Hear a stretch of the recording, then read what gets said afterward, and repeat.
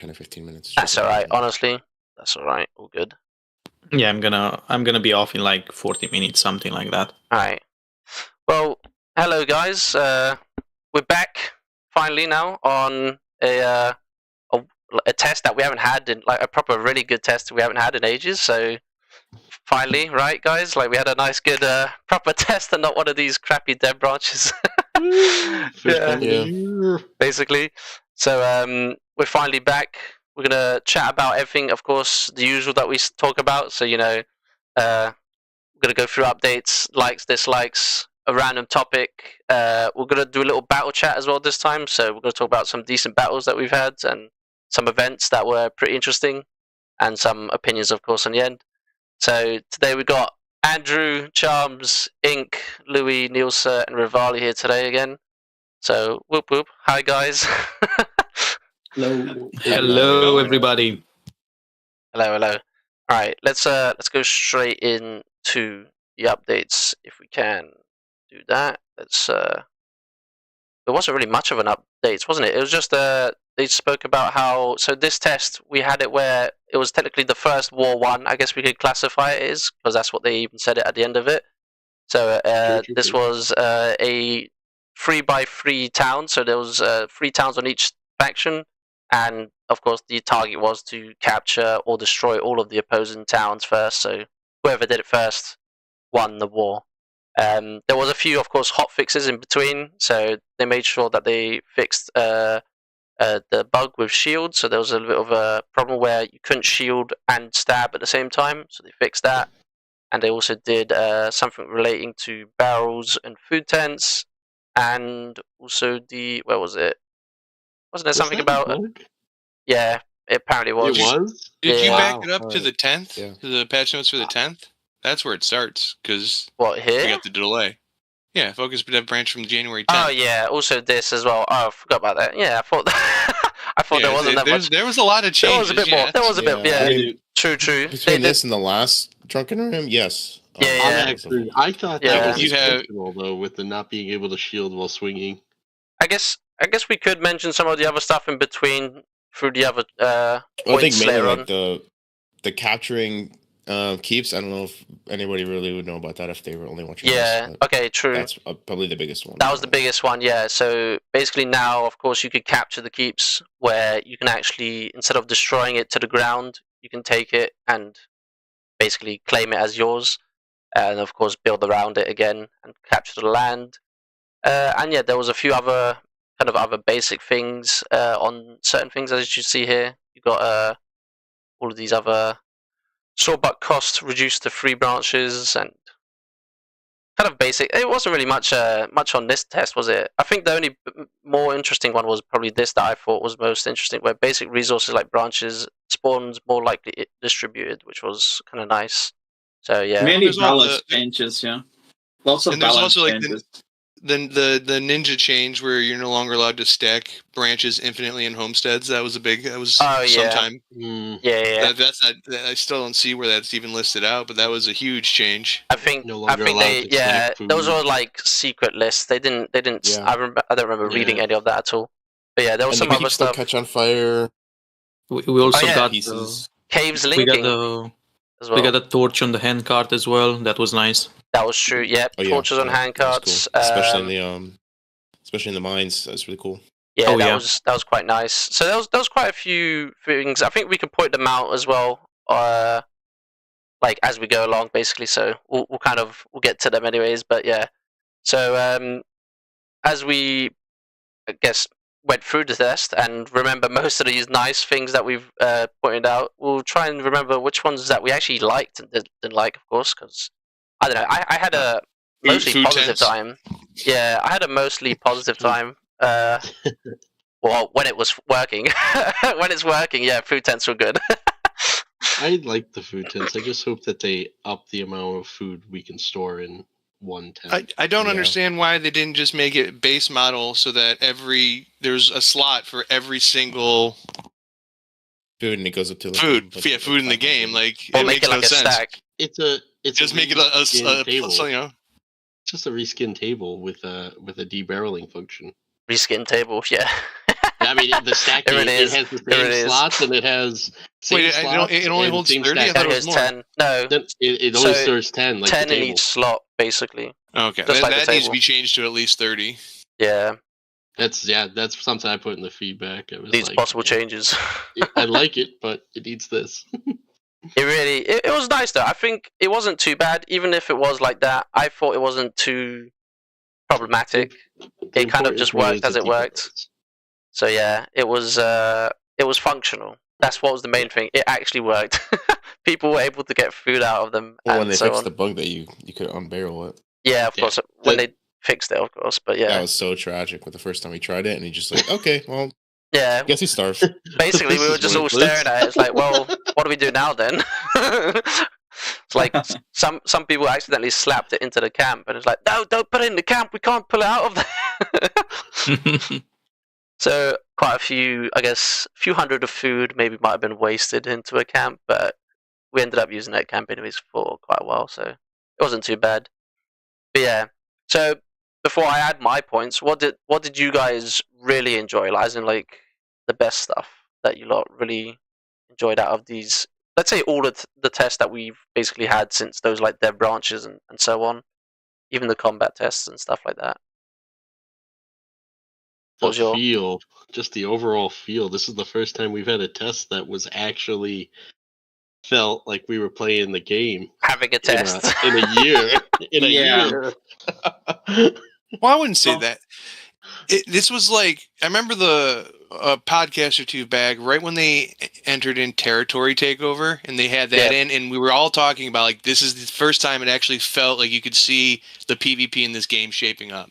And this is like the culmination of that, where we actually sat down, territories being captured with keeps, we're going back and forth, the games are fun. It's just in a great spot. So yeah, the feel of the game, you can see where it's going, and it's getting even more impressive as they built on top of it.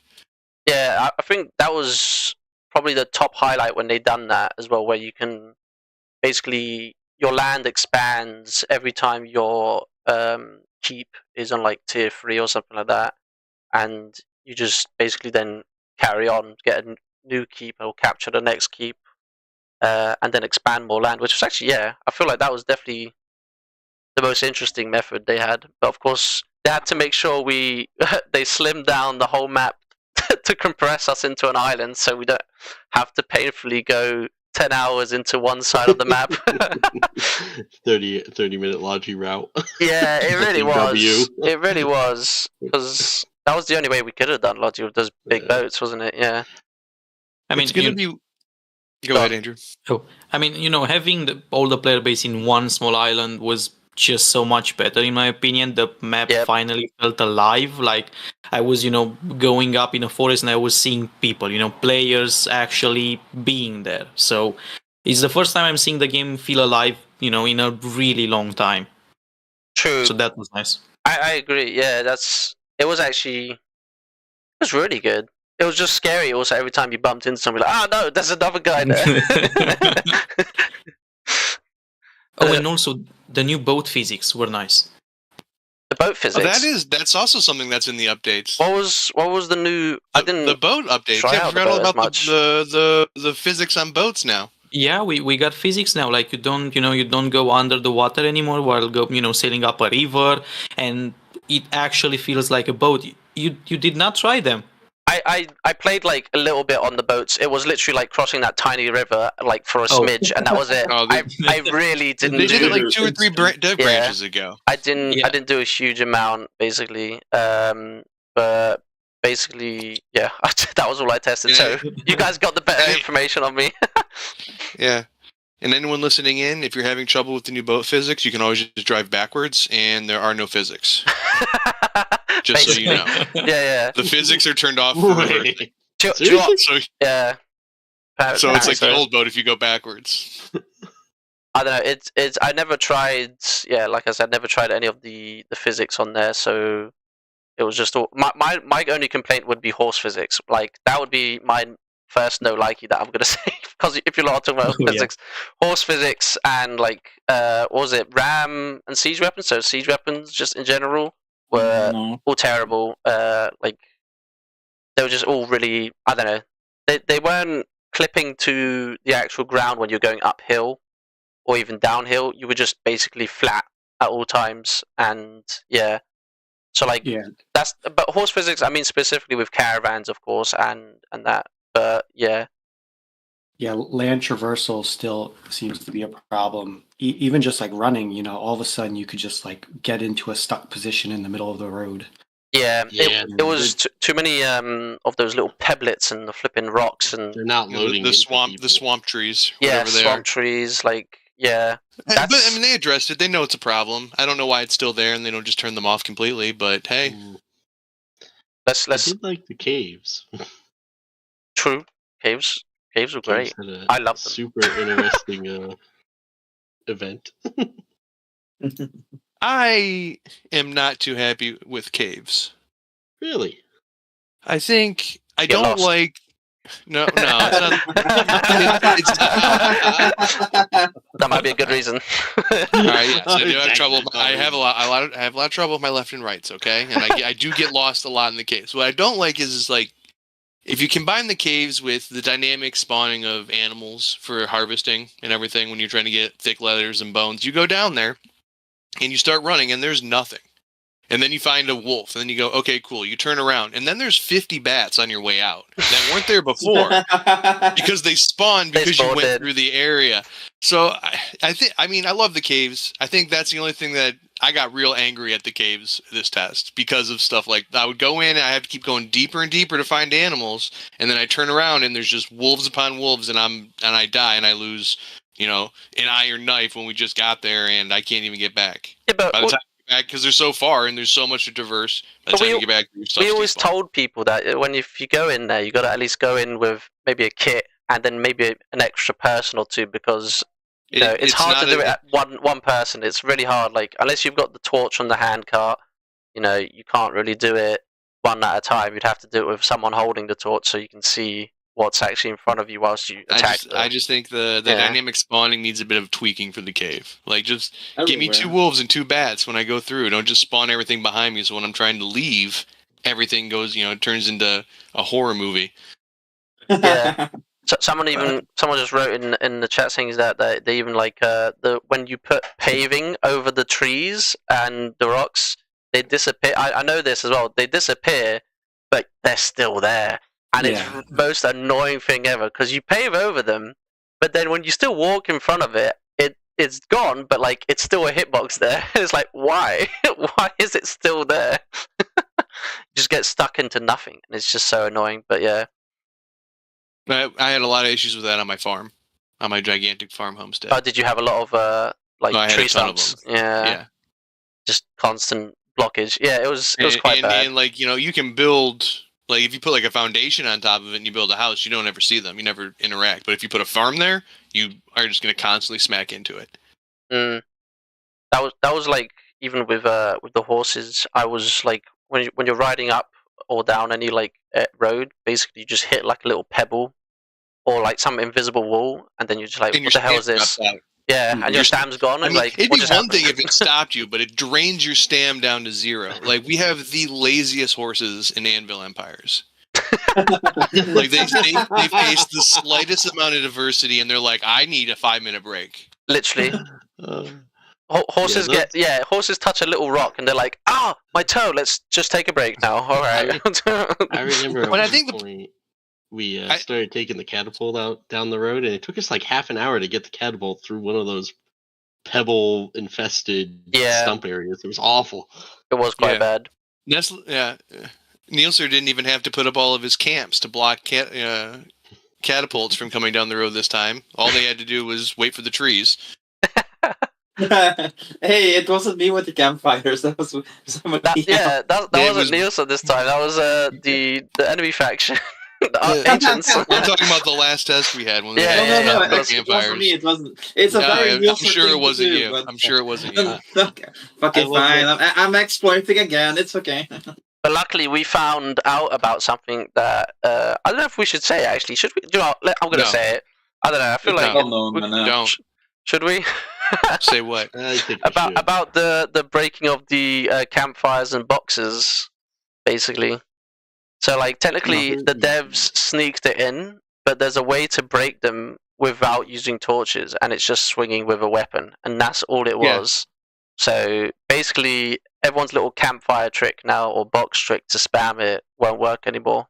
And which is nice. It's nice. It's a good way. Nice. It is a good way because now at least you won't have to cancerously like break them with torches and then wait, for it to blow up one at a time. Now you can just swing at them and it pops all of them up one go. So yeah, it's more of a speed bump now instead of a roadblock. Basically, yeah. It's a good way of deterring such annoyances as well, which I think I'm very grateful to the devs. Thank you very much. Yeah, it's a big improvement. Like, because you don't, especially with resources this test, like we didn't have all the torches in the world. We didn't have all the flasks, and to waste it on campfires because they spammed thousands of them, especially with the resources being turned up this playthrough, it would have been just awful. Yeah, it was actually a nice little secret thing that they didn't want to tell, but I guess we ended up finding out by accident. But yeah, okay, let's see what else did you guys really enjoy? I don't know, I'm gonna put one point of mine just quickly in. So I finally enjoyed that the caves, like I know guys were talking about caves. I also enjoyed that they were finally connected and we can, pop in and out from other sides of the map. So having them connected was really fun. They were always connected. I think the patch was that they had more meaningful connections. No, I think it was broken or something, and that's why they wiped them all out to then reset them, and that's why all the caves then were finally actually working. And we bumped into some ancients on the other side. We're like, oh crap, there's some ancients there. Did anybody run into people mining while mining in the cave? I think someone did. I think there was a small that's crazy mining group of ours that accidentally bumped into theirs, and I don't know what it was. I think they just both sides panicked and just ran away. there wasn't even a little combat conflict. They just ran off. So it was kind of funny. Yeah. But yeah, that was probably the nicest thing I enjoyed, and it was really good. Later on in the test to have it working properly. So yeah, any other points you guys have that you guys enjoyed before I slap my list down? The extended the extended test where they're just we're leaving it on. That was a huge surprise. Yep. It's something everybody in the community has been wanting to have for a while, just to see how a longer test would play out. And our population held quite steady after the third day. I mean, our biggest worry is they're going to say, we're extending the test, and then there's going to be 5 people on like there normally is on Monday. But since they said, hey, we're leaving it up, we had 100 on average, 100 people or something like that. Yeah, it was. Yeah. It was actually Well, actually, I think it dropped a little bit though after that first time where it crashed, and they had to reset it basically. I think the numbers did drop down a little bit because of that, but it was still a high number. Honestly, we started at 328, day 2, 267, day, and then 3 days later it was 142. Yeah, it was. But it stayed stable at that 120 range, 100 to 140 that was a range. Weekday as well. You got to think about people were working, so it made sense that the numbers went down. After Sunday, we were in a good at least 100 concurrent players at all times. Yeah, they did invite a lot of new ones as well. Well, normally what happens in tests is you start with 300, next day it's 150, day after that it's 75, and then the last day there's 4. And that's not what happened this time, it's great. True. Very true. So I mean, we might have some problems with the game and be mad and complain, but they're doing something right. We actually have people maintaining their playtime. Basically, yeah. So, there still seemed to be people asking if the test was on, Monday and Tuesday. They're like, oh, the test is still up, so they didn't even realize that we were playing until a win condition. Yeah, I think because not that many people end up adding that little role, the little access role, and we always got to remind everyone, if you have access, remember to go on the actual Discord, what was it, the settings button or something, and then you just go on to role to give you the pre-alpha access, because they don't notice it because I guess it doesn't show on announcements. It shows on pre-alpha notices all the time now. So yeah, remember guys, that's how you do it. You go to the Discord and click on that little like what is it if they don't have the gumption to know when every single test is, I don't want them on my game to begin with. I guess that's if you're not turning on Anvil Empires every day and hitting play just to make sure that you can't play, don't even bother. Just to pad your hours, or just to see the time. You know, you can see the time when the next test is all coming out. So yeah, technically speaking, you could see it. But yeah, so the one thing I also enjoyed was burning fort walls is gone. So basically now fort walls are only siege weapon or pure damage. So you don't basically burn and let it cook and then just come back like, I don't know, another wave basically back and forth, or like hit another side of a wall and just let it burn. So I kind of like that. So I don't know about you guys, if you guys liked it or not, but I felt like it was a pretty good thing to add on to it. I thought that was just this test. Is that a permanent fix? I think it might be a permanent thing. I believe so. I hope so.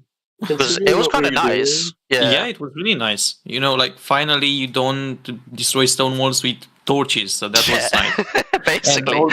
And also I liked the nerf that torches got, but I feel it's too drastic. You know, it could be a bit more damage when it comes to like twig walls and stuff like that. But yeah, I think that I think they haven't got a system where they've balanced it out depending on the tier of the wall. They've just done it, I think, like as a number. They've just like, all right, well, we're gonna lower the damage and then see how it goes, basically, just so we could use other things like siege weapons and stuff like that more often. I think that was the only reason they did that, but I'm not sure. And maybe the keystone should, like, I think the keystone should be a little bit more resistant to like anything. Yeah. I mean, we broke that way too fast for it being a vault and fucking entire base over. But then if you look at what torches are doing, like when we took over the first keep, and like we had some folks that were trying to clear the area out. I think we crafted over 2,000 torches and we barely made a dent into anything. It's like it was literally a huge amount of torches. It was just trying to clear all the fucking little homestead blocks out or breaking into bases. And it's like I made it then. I was in that one. I was in that one homestead just burning. I think everyone's livestock, and I was like, dude, if it's there, it's gone. Yeah, there's a way too long video I have of me bullying some random during the second siege, just burning his house down. Yikes. Yeah, they were pretty upset, those solos out in the wilderness when we were raiding and pillaging. They weren't too happy. I do feel sympathy to them. I'm sorry for anyone's homestead I did burn into, because there was quite a few solos and maybe duos, but some of course stood against me and won because I was just by myself. But then there was also not that much of a QRF for those, I guess you could say, peasants of the wilderness that were nowhere near the keep. So, well, that's the thing. If you want to be in the woods and be alone, you can, but no one's going to come help you because there's nowhere for them to spawn. Oh, it's not that they won't help them. It's just it's a bit further away for some people to help them. Yeah. That's the also difference. Because there was a few times. Word. Yeah. Inconvenient. It's too inconvenient to get help. You got to find that. If you want to be out in the middle of the woods or away from the town center, you got to find the right balance and on the right edge. Basically. In the right direction. Like, it's funny is because I kept trying to save these Ukrainian guys. They were right below the big hill heading south on the west side of the river. So I kept posting in the Discord like, hey, these are new guys. They're just learning to play. They didn't realize where they built their homestead was the worst place they could have built it. So just Rem, can we just leave them alone? And then I posted a picture. It said, "Green dot, I'm talking to you." It turned out to be somebody from OG over there burning it down, which was hilarious. Like as I am sitting here trying to tell people don't do it, someone from my own clan goes and burns it down. I did give a few green passes. I was just like, yeah, here's all right. You're new to the game. Sure, I'll let you off. I'm not going to burn your homestead since you're online. Yeah, they should have been, like south. They should have been as far south and southwest and southeast as they could be. But, even the East Keep had. Didn't you see how many homesteads that were just scattered all over the place? Everywhere. Like Ancients, I feel like definitely had the pop, but it was weird though. Like I know, they had the new. they had the noob pop, I think, but the noobs just didn't jump in, which was just a bit odd. I don't know what was going on with that. I think I ran and talked to two people from Remnants who said they'd never played before. Just two. They're like, I'm just learning the game. And one of them I'm convinced was just an alt. Yeah, I bumped so many. There was a buttload of them. I think the difference there is the remnants are far greater at incorporating single players into either trade systems or the clans, while a lot of ancients are. Well, there's not that many ancient clans to begin with, and then some of them are very anti recruitment or anything, and they just want to let them do their own thing, and then what you get is you get your solos that don't play anymore, and your population's dead. Yeah. People who quit when they're homesick. I had a lot of new people. I think I'm alone, or myself alone, I recruited 30 new players, entirely new to the game, either as a solo to help out and trade, or to play with the group. And that's why there's not that many solos, because we get them involved. They're interested to keep playing the game. They're gonna get notified that there's actually defense going on. I mean, what's the random Joe gonna know about defending the middle keep if he's in no Discord and doesn't know about anything? And then you don't have any pop. Yeah, I agree. I even taught like a bunch of new players as well, and I think this might have been like the biggest amount of recruits or even new people that we've just like gone through and taught over.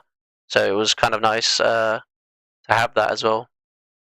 But yeah, next point. I don't know if you guys did any overhead shielding on your on some of the fights, but did you guys enjoy not getting hit by those arrows as well? Like, did anyone else try that out as well here? I did. I like it's okay, but I think that the physics right now, what it feels like is, if like let's say the guy is aiming straight on you, and the arrow in reality it would have hit the top of your shield, but because he's shooting straight, it hits you. Yeah. I think that's a bit weird because I mean like that's not their shield physics, but like I guess that's more hard to program in because it's pretty much a state of the arrow comes up, your shield is up. I think depending where they're standing. So like I know if they do a direct shot from let's say the top of the wall shooting down on you, they won't penetrate you because you've still got the shield up because you're like right below them, right? But I guess it is it's not a physics thing, but I think it's more of a angle. The angle, the hit detection has been much improved on since it came out. Yeah, since they implemented it, it is way better than when it came out. Like everyone was talking, not everyone. I've heard people talking about how it is better. So I never used it. I was too busy burning things down. Yeah, it was quite good. I mean, I've seen more people with the shield above their head than any other test. You watch back on all the videos and clips and creative on YouTube, you will see somebody with it over their head. When before, people just ignored it because it didn't really work that well. Yeah. Sure. We used it when we were attacking the middle keep pretty extensively. I think it was when we all grouped up where all of OG plus I think like a huge portion of like MM and HIS were in one giant ball. And it was just one giant testudo formation of overhead shields with the outside perimeter being set to the normal mode. Seemed to work pretty well. Yeah, there's a ton of pictures and clips I've seen with just a front line of shields with overheads, and it looks pretty awesome. Yeah, it was. Yeah, I've got a bunch of those pics. I want to show later on, of course. But okay, so for the last, I don't know if anyone else has. I've got one more point. If anyone else has got anything that really stood out on the likes that they really liked. No. Sounds like silence. All right, I'm gonna say it then. What about hemp? You guys liked how the hemp worked, basically. So it felt scarce and like very important.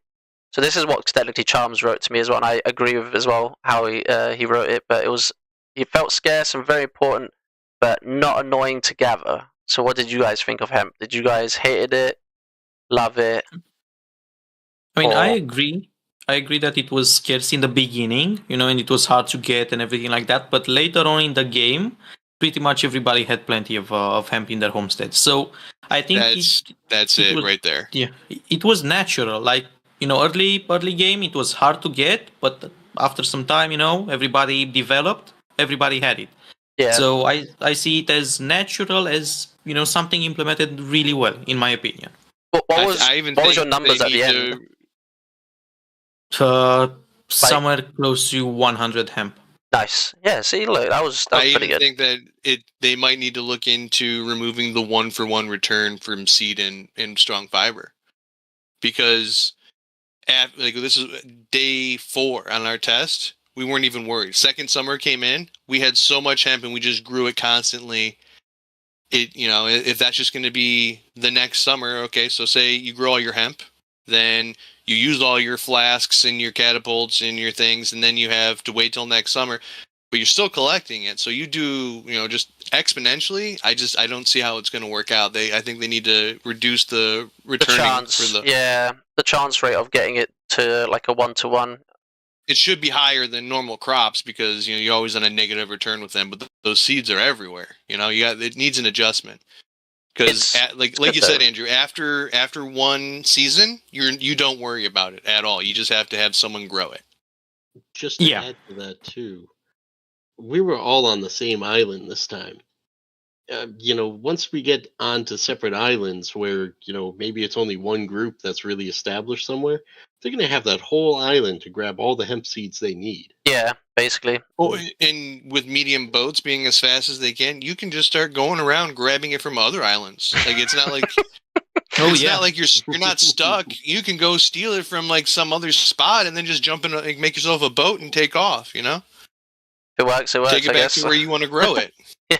So, or go buy it. I mean, even turn it to the market. You can start buying seeds. Someone's going to find it and throw it up on the market. Oh yeah. And an entire map's worth of seeds in the economy. They got to. Yeah, they're going to have to reduce the amount returned.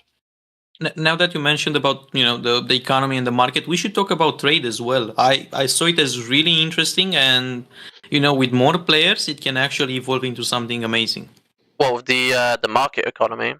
Exactly, the player-made economy, like people like placing orders, other guys selling stuff. Like, that was actually awesome. I did a test run. I left the homestead with a couple of items, and I actually managed to place orders, buy stuff that my clan needed, and went back with a profit. So it was really, really fun to just see what people need, what they want to buy, and sell it.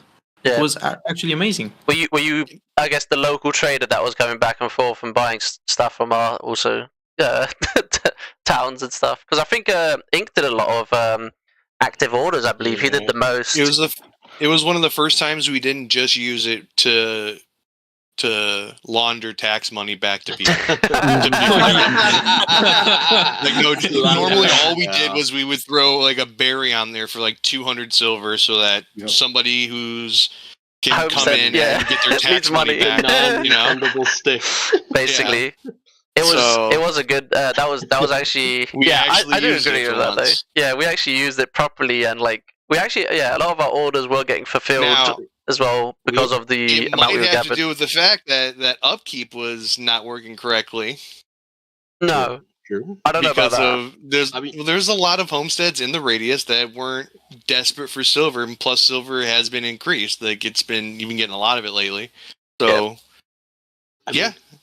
I use the market to a great extent to provide, like, I was just throwing silver up there all the time for like iron or leather, or I think at one point I had a buy order to buy food if somebody out there was actually cooking, and somebody actually filled it, which was kind of interesting to me, but hey, whatever. Even though raw berries was also on there. Mm-hmm. I think you had raw berries as well on an order. Yeah. No one did that though. No, nobody did the raw berries, but people filled the actual food order, which made no sense, but all right, whatever. I got somebody to sell me raw berries. I had branches and fiber on there constantly buying them for the torch production, and all the time people were selling it to me. Like a constant thing. At least you got that was us. Yeah, at least you got someone. I remember. There's a bunch on the market. Go buy it. We need more torches. I remember that. That was Luca bought it. Yeah, if there's When you something need it. juicy, if there's something juicy on the market, we buy it. We're like, yes. Yeah. go Well, and over then there. towards the end, somebody was putting up leather armor for 100 silver. Yeah, that's quite pricey, man. For one We had, leather armor. I think Leather, was it full Zach leather, or you know, Basil? like a tanned, heavy leather that they got from a cave in a vat with some iron. No, that's a pretty good price, man. Oh, do you mean Yeah, that's chainmail, more than not decent. leather then? The heavy leather armor, whatever it's called. Chainmail, The- Chainmail, yeah, the chainmail armor. Someone was selling it for 100 silver. I mean, we thought that was low, and we bought it all.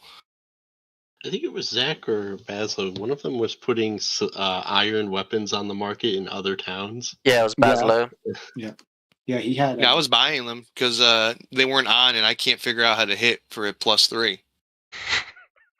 I can't, dude. I tried. I made 2 no plus knives, and I'm like, I am done wasting iron. Okay, so now we know who did those. It was There just you go. Dude. We I found tried, the criminal. I think Yeah. Andrew did a tutorial video, I believe, so Yeah. recently on those. I watched it. I so- was really bad at striking at the right time. I have the picture. I look right at it and I go, okay, now nothing. Don't get it. Thank you for the video, Andrew. It's not going to help. It's a skill issue. It's a Wait, skill wait, issue. not a- It will help. Trust me. There's also a mod that helps you, and you know, Oh, you're you're gonna cheating. get- I see how it is. No, No, it no, is a no, nice no. mod, though. I do agree. Yeah. But just watch it. It's so easy. Like that's the test when I actually learn how to do smithing. Like I never did it before. I did laugh at that video a little bit, Andrew. Do you know why? Because you did make it quite long, and I was like thinking you could have cut half your time if you only like warmed up the bar like half, as in the not the bar, the finished tool like halfway, and then go down. Yeah. Because then it was just like a full minute of just you looking at the thing go down. It's like, well, yeah. Well, Okay. somebody Very in the, informative. Requires editing. somebody in the in the Anvil server asked for help because they didn't know how to do it. So I just recorded something really quickly just to Okay. show them. So I did not edit the video. Okay. Well, that's what I'm saying. You could have done the editing in the game yourself, as in like could have just done it where like Oh, okay, yeah. like just do halfway, just only warm it up halfway, and then the rest of it you can warm down. There you go. But yeah, it was a good video though. It was a good video. It was nice. It was educational for any new player wanting to learn, basically. But yeah, so what did you guys then dislike? What was everyone's most annoying thing that they didn't like in the test, or that they tried out and they just didn't like doing? Food stacking. Oh, yeah. Stacking. Yeah, food was hell. Let's do that as capitals, man. Food stacking, because that was But we bloody are annoying. barreling food now, which is Yeah. We cool. are. So that's something. It is, but neat it's- to- Yeah, you go put on. it on the tables, and then you end up being a human pipeline now, where you're just running back and forth, trying to barrel it or trying to put it into the family hall. It's just Yeah. annoying. The Western Keep had a really good farm setup for cooking and barreling the food, but then the problem was we would get it to the keep, and one person would have to take it off the keep and put it on tables for the public to Yep. grab. And so I spent like 40 minutes doing that one night right before a siege, because 420 built like 15 tables. So, I mean, that was a pain, but It's- we were. yeah. You weren't just fine. putting the barrels in a family hall. No, as in he was trying to give the food to the public. Do you understand? As in he was trying Yeah, to so they can access it. And barrel it. You know Yeah. what would be nice? And the only way to Ah. unbarrel it is either you can't unbarrel it in the keep, because unbarreling it in the keep means they can't access it. So he has to do it on the table. Right. Yeah. You know what would be a really easy solution here? Give tables an unbarreling function. Yeah. That would be That could yeah, right there. true. I was just thinking that. Yeah. But then that still doesn't help your point though, because then you still have to get 30 berries into a barreling station, right? So running from Right. your kitchen to the barreling station, what, 10 times? Because like, come on, you have to run there and back 10. Because you can only hold 9. Well, okay, well, so Yeah. yeah, it's 9. Well, no, actually, 1 in your hand, so technically it is 10. No, you Yeah. can't. So- I guess you can't take. Well, that, So it's yeah. 3 But then times we- then, just to get 1 barrel, and then yeah, then you're You painfully start doing building that. barreling stations in the kitchen. In the so we kitchen, just put the yeah. food directly in the barrel station. But then, you're gonna have that It looks negative silly, return where though. where you're cooking so much and you just don't have. I ran into this where you just don't have the space in your inventory and it burns because 3 things came off and you've already holding. You didn't have the time to drop stuff. You're sitting there trying to drop your inventory real fast to grab something off. Yeah, that's why me and Ink were like thinking of like a backpack possibly to maybe carry this, like maybe also for the loot as well, like in battles, but or a backpack for food carrying, something like that, or a monk robe, a uniform, monk robe, basically. I really, a monk I robe get is what you're what we're saying, calling man. it. I don't want to go into foxhole uniforms. I know, but they probably will come out though, like later on. This is like probably later on, but like I hope they never come out with uniforms. I know, but I hope for now they give us maybe a backpack of some kind, like a basket for crying out loud to carry. A basket that you can put on. That sounds great. And it can go in your bulky slot. Yeah, and it carries the extra whatever loads, and like it gives you an inventory space that carries this load for you. It stacks. Like you can have a hunting basket, a cooking basket. Yeah, in a sense. So you're not tortured by just carrying one food at a time, which I feel like everyone definitely did like hate and suffer. How you're just got 1, 2, 3 pieces of food and half your inventory is gone. It's like, well, can't carry anything else. But that was probably the most annoying. We don't have the problem where someone's taking 900 food with them during a siege and running away. So there's a negative.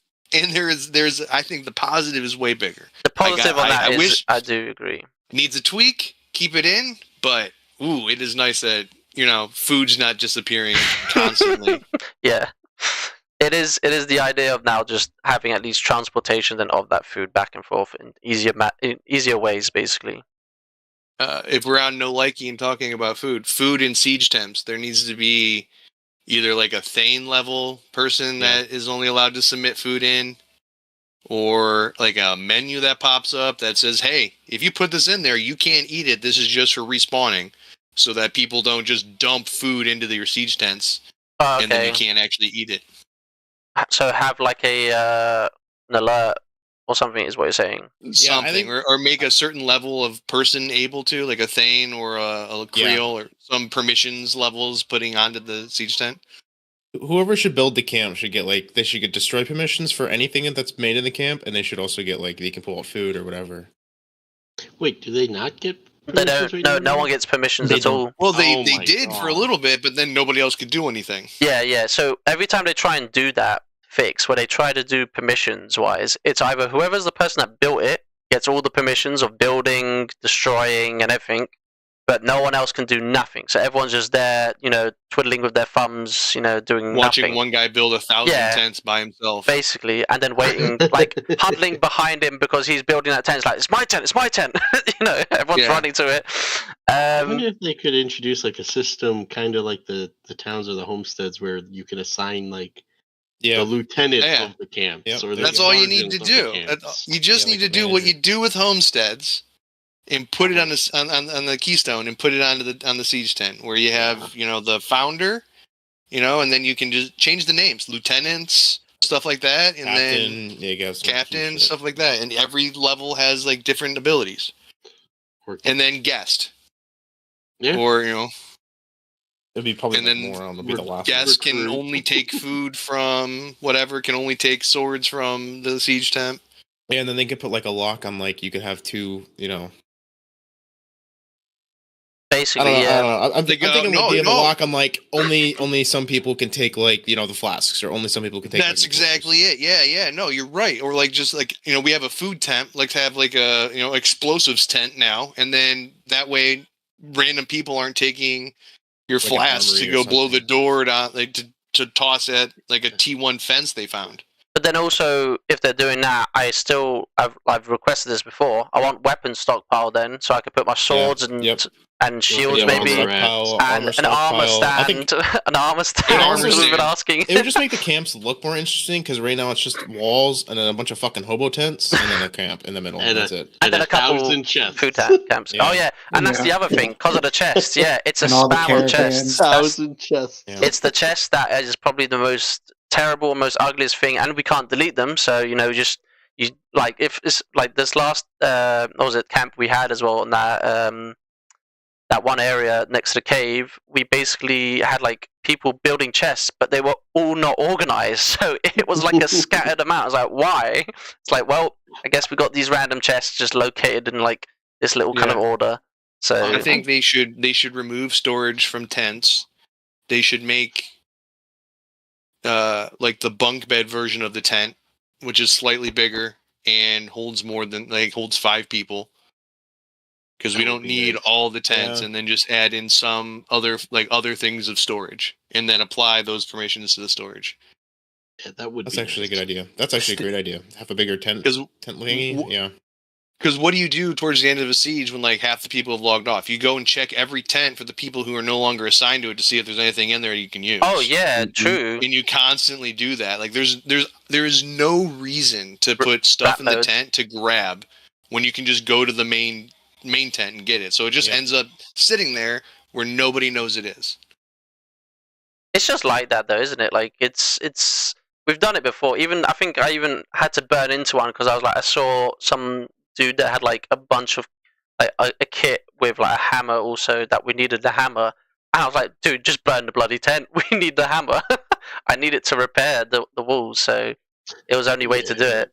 But there's a lot of problems with the camp system right now. Camps are work in progress. But they did add the food tent and is that a new addition as well? Yeah. The first time I've ever seen it was this test. I didn't even know. I had no idea when it came out. So let's. I was like, what the fuck? You can do that? Ink's like, put it in the food tent. I go, what is a food tent? Only other problem I have with the tents is when we did like the little piggyback tent or camps, you can't like reselect a tent. You have to like unreinforce and then reinforce again. Yeah, that was kind of weird. Yeah, you can't change. You know what? No, I'm gonna go back on that. I think that is an anti-snowball feature that needs to remain. I will argue that point. But is there a way to unreinforce at the main camp or the main tent? Or main camp, I guess. Yeah, there is. Yeah. So when you're at the camp itself, you click the button saying like "Return back to your homestead," and that's it. I'm curious. While we're on the topic of the whole reinforcement thing, how do we feel about not being able to access a family hall in a keep? Right, we're going off topic then. I know. We could talk about that another. let's carry on then, because we're going to go off topic if we go on that one. What I wanted to talk about was actually winter. Did anyone die in winter? I died a couple of times when I had catastrophic accidents preceding it. Yeah. But that was you died to a pig. You said. I don't remember you said that. Yeah, a little bit of fall damage, or you're already weakened, and then you're just trying to get back to camp to eat some food, and you get taken by winter. But I think the problem is they reduced the hunger level at like minus 20% after 20% hunger, which then the small damage you get from winter, freezing, it didn't track. So it was quite weak. That's why I felt like maybe they need to amp it up a little bit. And that's what I think. I think they should have like a blizzard or something that can happen where it's just like even colder. Or there was no snow when as you're well. When you're hungry and weak, and hungry, you take more cold damage. So when you get to that below point, it'll start going down faster. Or like they could make metal armor as well would be worse. So it's like you really don't want to raid or do any big things in the winter. You can't do anything water related as well because it's like, or the water is still like you could still use it, but like it lowers it down. Like so, let's say your water flow is lowered to how much you could get on like buckets or like from wells and stuff like that.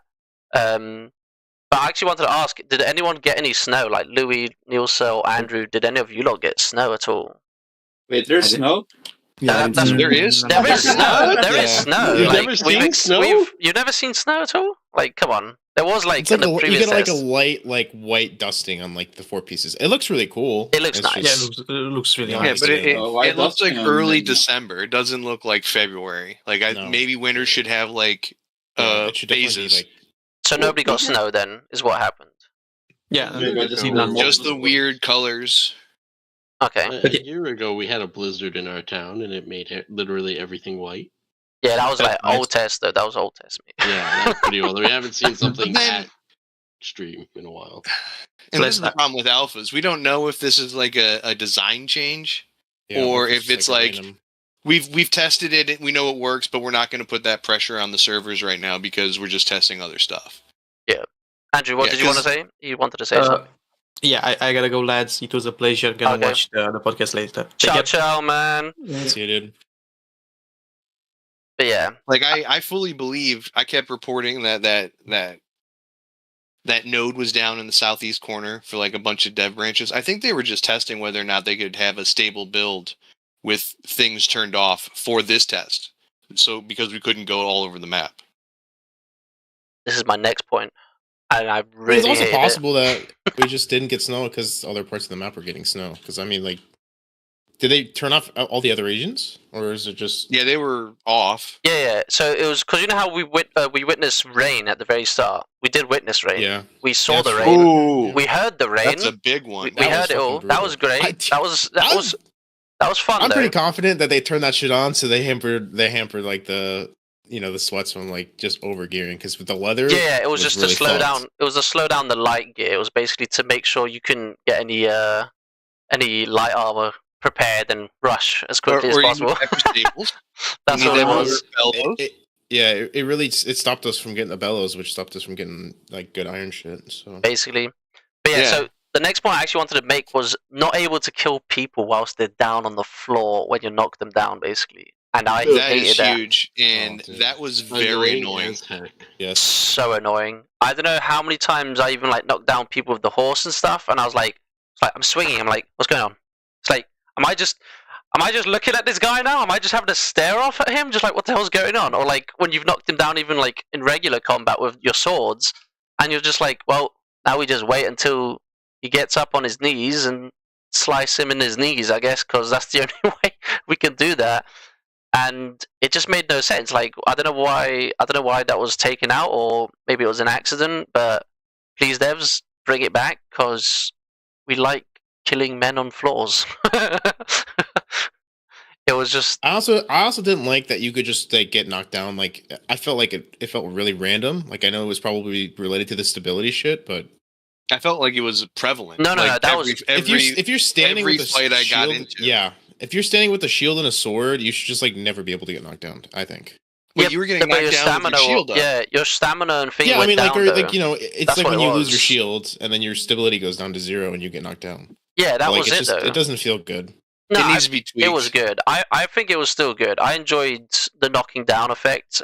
It was like, of course, nobody really did the method of actually supporting, I think, as much. I don't know how many people really supported each other on some of the fights, but I mean, like the Well, it's a pushing. learned behavior. yeah, Yeah, the we pushing. No one did Does it that much actually pushing. work? What's I that? don't know. I mean, you can't does really tell pushing when work? you're getting pushed. It apparently should be working. That's what I'm saying. Like there was previous combat We're tests dead. that we did, and no one really, I think, as much tried it out properly. So Imagine guess- just sitting here complaining about something that there's already a fix for. We just never. I did. just yeah, remember that's what I'm saying. when we did like the combat dev test, the small little it did not feel like pushing did anything. If I'm being honest. Yeah, but they Like, didn't- Do you guys they- remember that test? yeah, the combat yeah. test? I remember what you're talking about. That was the Were there dev any? Was it branch. in the Was it dev patch branch? notes? No, I don't think so. I think that was just a quick dev branch test that they slapped out for combat. But that was I think that one though is they didn't have it where you were slicing and it knocked down anyone. Now this was the only test that I remember where you can knock down people with your slicing basically of the sword, and that was I guess the idea because there was no other way of basically knocking down someone. But yeah, so I'm very happy it worked, and it was quite entertaining to see people get knocked down with the tools. I mean, it was funny. It just is like I didn't know what was happening most of the time. It just felt like It just- every single it time felt clunky. I got into it. Yeah. It was just every time I was in a fight, I would hit some because I also didn't know that the side swing had more stam draining or whatever you want to call it. knockdown, yeah. Stability stability knockdown than the stab. So I'd be chasing people just swinging and they'd get knocked down and it was annoying. The And stabbing, I didn't don't know think had until any last day. stabbing. I don't think had any knockdown. It was just pure stab because it had the reach. I think that's a good thing that has reach, whilst the other one has knockdown effect, which is a good, I guess, yin and yang to the both methods of how you want to fight. But yeah, and the stab also has the chance to pierce, right? So like, yeah. And if you're pierced, you're not hitting the shield wall stem. So basically, I think that's what you want. You want to break that down. So it was kind of a good thing, but that was the only thing that I really hated, that you couldn't kill the person whilst they were just knocked down on the floor. So you were just like staring at them for like a solid 10 seconds, and then they got up and run away, and then they run away because you couldn't swing at them fast enough, or like the hitbox didn't hit them. That was like the only time in the game where I felt like ping really did matter, because you could definitely notice when you would get up and run that you'd be like, I should have hit that guy, or how did that guy not? It's true. How did that guy hit me? I don't know about you guys, but I know that upkeep on so for forts for certain, so on the ancient side, I heard it was quite heavy because their fort was surrounding them, and basically, like, as in, it surrounded quite a lot of their homesteads, and all of their homesteads were draining a lot of their fort money. Did you guys have any sort of problems like that at all, where your forts were like expensive?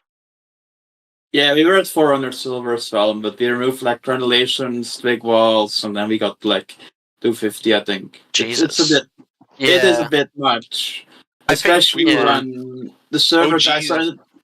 In the beginning, you have like all these randos and other texts are coming to you, so you don't really notice. But after some time, the server dies out. People are gathering less twigs and berries. There's less silver income, and then the tax really does become an issue. So long term, it's a massive problem. The issue I see with that though was that under 200 at all times. Yeah, well. Anyways, the reason though I think for that though is that the keeps itself shouldn't how do you say it, shouldn't be giving upkeep decay to homesteads. Do you know what I mean? Because homesteads already have their own decay money, right? So you put the keystone money in, and that's your average decay that's going in. So instead, you should just it should like not count anything that's in the homestead and count everything else that's part of the outside of the homestead. So anything fort wall related or anything like that should be for the keep. Do you know what I mean? And I think that's the reason why maybe on the ancient side I heard that it was like around 500 an hour or something like that on their actual fort. And I was like, holy crap, dudes, you guys are going to decay faster before we even raid you. I feel like, honestly, it sounded like that bad as well because of how much decay they had.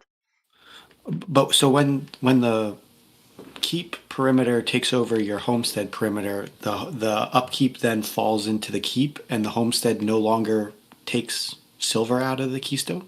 Is that what's happening? Some things. It's definitely weird. It's reduced, but some things are still tied to the homestead. But basically, a lot of it goes back onto the keep.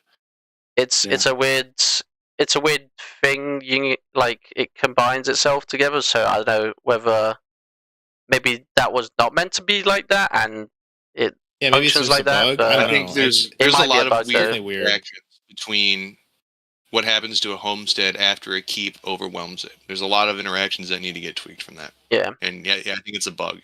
All right. I'm going to go to the next thing that I actually just wanted to talk about just a little bit, because we did speak about caves, and I don't know about you guys. I love the caves, like I said. Charms probably has a dislike because he kept dying and wasn't, good at caving, I guess. Just a general skill issue. Just a general skill issue, we'll call it like that. But what did you guys enjoy the caves? I don't know. I felt like it was all fully positive, the mining and the functionality of it for me. But there might be, I guess, a few bad points that I might give out. But what did you guys think of the caves? Like, the more meaningful linking and or working linking, whichever it is nice. And and we had a really cool moment in the game where we went through the tunnel, popped out, and made a camp, which was a lot of fun. Yep. I usually don't go in the caves, but I really for exactly that situation where we actually had a purpose going into the mines and caves. It was fun for me. I also feel like they. I'm sorry, Ian, go ahead. No. Well, I wish we had like signposts or something to help with the directions, but yeah. Well, yeah, the way we had it was instead that we just used standing torches, right? And then I think one of the ancients figured out how we're getting through to the other side, so they started maybe going into the cave and taking out our torch power. So I guess that's one way of dealing with us. But I feel like they hit the sweet spot and it all works out. Yeah, it was like the mining was perfect. Like there was no problem with mining at all. There was maybe some of the times when you were trying to hit the walls, and there was of course the like ore was in the wall or part of the texture of the wall, and you couldn't mine it because it was just there. But I guess that was just maybe how they placed in like the whole cube of mining ore and stuff like that. So it was pretty nice, but I guess that was maybe slight iffy thing. The one thing I did dislike the most was maybe like when you're placing down those ramps, they didn't go all the way up to the top. They only went still up. Have that in there? Yeah, they only went up to like a point where I think it was like maybe 2 layers below or something like that, or like one layer below. They never went to the top where where they just you can hit the actual top layer first and then go down. That's something we've said in feedback multiple times. I think so, yeah. And it was just kind of annoying. So it's just like basically you're able to place this ramp. Especially in summer during coal, and it's just out of your reach, and you're just looking up at it. And you get 2 layers that you can't reach basically because of that. I feel like they lowered the decay rate of things inside the cave. I think so, but I think that's a good thing though. That's a positive in my opinion, definitely. Yeah, like you're not. Especially like because you would place a standing torch in the wrong spot, you don't have to repair it after. Like you put it there and like all of a sudden, boom! Immediately it's down 1 and it's in a bad spot.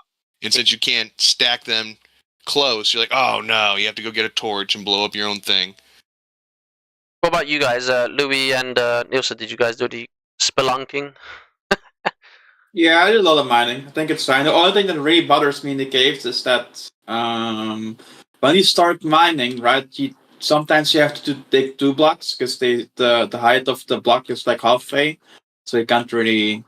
Oh yeah, it's because of the ground. Yeah, I've had that as well, where like the terrain that you're actually mining on is going up. It's going up, and basically you're mining straight, but for some reason, because the ground is going up, you're going to start hitting the layer above you now, and then you just start whacking it. I agree. Yeah, so I think like I don't know, they would have to fix just where they place them. I think like placement of the mining basically cubes.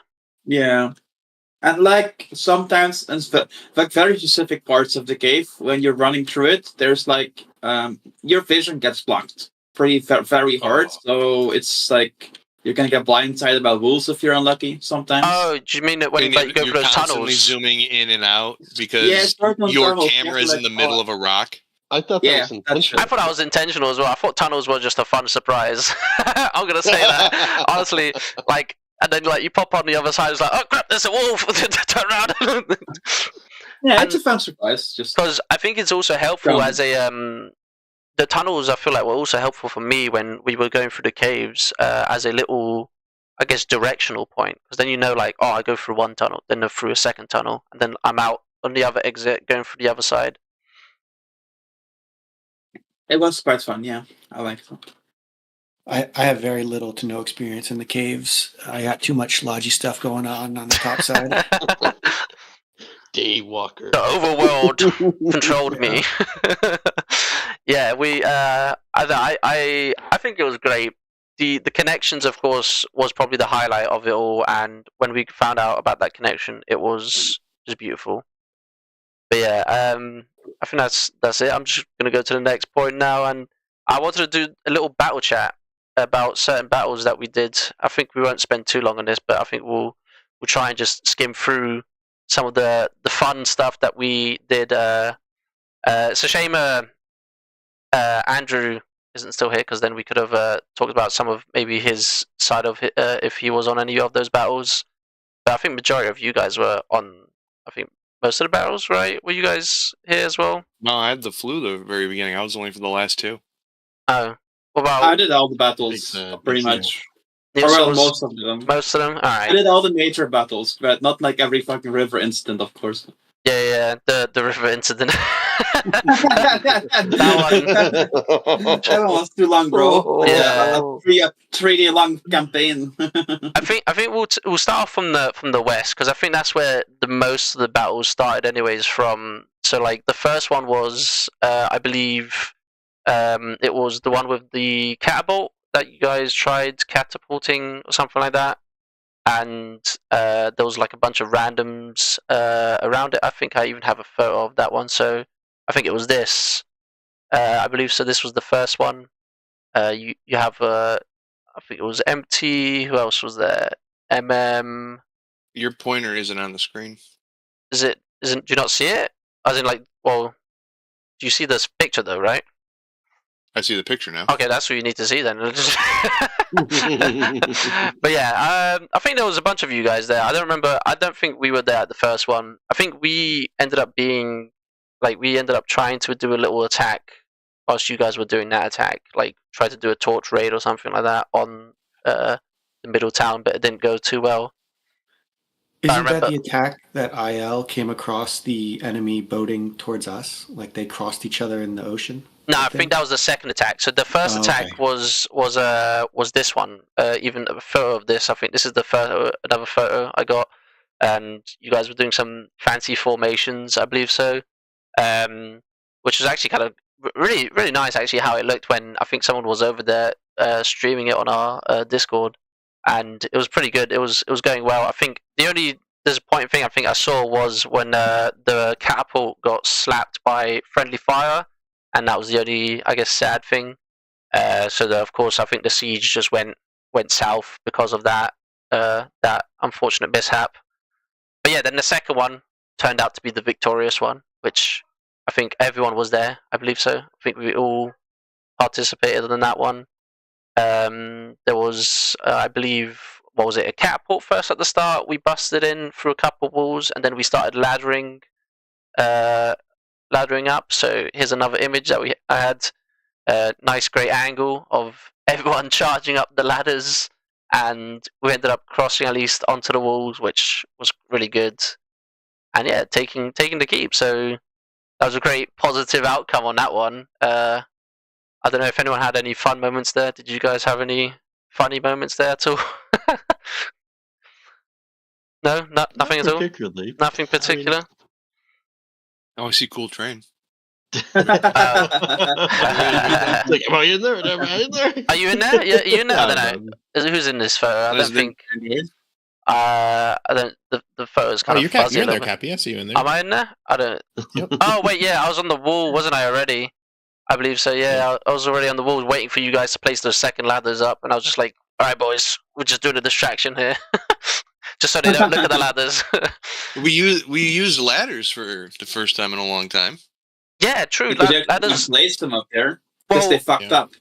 Yeah, the people, whoever built that wall, of course, made it a bit too low. So, but you still can't use ladders on those big walls, which I don't like that. Which is still, I don't know. Yeah, what's the point of the ladder? Yeah, what's the point of the ladder? I guess maybe just for homesteads, but I don't know, because then you can't get out of the homestead. So it's a bit you can. Yeah, you place the ladder on the other side, you can, but yeah, that's what I mean. That's the only difference. But that's the only thing I'm like kind of pointing out, as in like it's not useful for the big fort walls. It gives no use at all. So maybe, I don't know, give us like one of those metal ladders that extends, something like that. That'd be nice. Construction ladder. Yeah, construction ladder. Siege tower? Yeah, or siege tower. Who knows? Siege tower would be great. So yeah, I don't know about so this is Sparta one. So that one, I believe that was a big combat that I think Nielsa was there, and I don't know if Rivali was there. I wasn't there, but apparently this was just a big standoff between the middle town and then the west town on a cliff. And that's why That's what I got out of it. That's why the 300 kind of reference where this is Sparta, right? So it was kind of like the hot gates. You guys fought against them. I don't know what really happened there. I don't know if one of you lot want to give a brief description on that one at all, or if you don't remember. I don't recall this. You don't remember? It might have been. It might have been MT. I don't know. God, I know someone was insistent on it from MM or MT the other day when I was making this. That like this happened here, and we knew nothing about it. No, I remember a little bit. Like I wasn't there. I just remember like that happened there. I just wasn't. I was online. I just wasn't. I was kind of farming or something. I don't know what I was doing. I think I was burning homesteads or something. I was just really addicted to burning homesteads. That's the fun of Oh wait, so Vuk wrote in chat saying 300 reference because the ancients jumped off the cliff and died. We surrounded them on the cliff. Ah, okay, That's awesome. There you go. So there was a little bit of a conflict there, and it was kind of amusing. I guess it was one of the highlights of that one. We had Battle of Crow Hill, Battle of Waterloo. So that was just basically the ancients doing an attack, which we were like, nope, we're not allowing this to happen. So we basically pushed them off. They tried to build, I think, a homestead. So the Battle of Waterloo was basically the French homestead that was built up there. I think CDC tried to build something, and basically, just said no to that and kicked them off. And the Crow Hill one was it was just basically we had a big fight on there, and they tried to push them. They tried to build a camp. They built a camp. Actually, no, they did build a camp, and they tried to push us from that side. And of course, we ended up pushing them back slowly and shortly. But yeah, 2 separate days, completely different days that those events happened. Yeah, that was I think like a day before. Battle of Waterloo was a day before Battle of Crow Hill. The large camp, that Crow Hill one was the large camp one. That was built, I think, on the crossroads. So the fight was on the hill, but that's where the camp was. It was like roughly on the crossroads, right below that other X. The suicide raid was kind of interesting. It was the ancient faction decided to just cross from the right side, basically where that word raid is. They crossed from there, and they went just straight left. And I don't know what the plan was exactly, but I believe they just tried to raid something and ended up just getting into a homestead. They busted into a homestead, and then they just got stuck inside because we surrounded them on both flanks. So it was pretty entertaining to everyone, and it was something to do at the moment of time. The funniest one I think we had was probably, I think actually even 2 of the funniest ones was, this was also during the second attack on Bloodcastle, was the passing, which Andrew was a part of, which is also gone. So the passing 2 and the passing 1. So the passing 1 was basically was it the French? I think there's a video of this, or I don't know if I have a video on this. I might double check in a moment. But I believe there was a video on this where the 2 factions passed each other. Oh shit! I could quickly get the video up here. So basically, here you had IL trying to go all the way south and attack their most eastern keep, and you have Art pushing on the other side, just doing the same thing basically. So I think each team had the same plan and ended up passing each other, which was just kind of amusing. That's so funny. It was, yeah. It was the most funniest alert, because then we ended up seeing it on chat saying, "Oh no, they're attacking." It's like, what do you mean they're attacking? But we're attacking. So it's like, who's attacking who? It's like, what do you mean? So it was basically they attacked on that side whilst the IL team attacked on there. So they were the passing 1 and IL was passing 2. So that was kind of just amusing that they just bumped into each other, typed it in chat, and be like, "Oh no." But yeah, so to the river incident one, it was the weirdest story I think we can classify as the biggest, like one of the big battles that occurred. Not the biggest battle that occurred, but one of the big battles that occurred.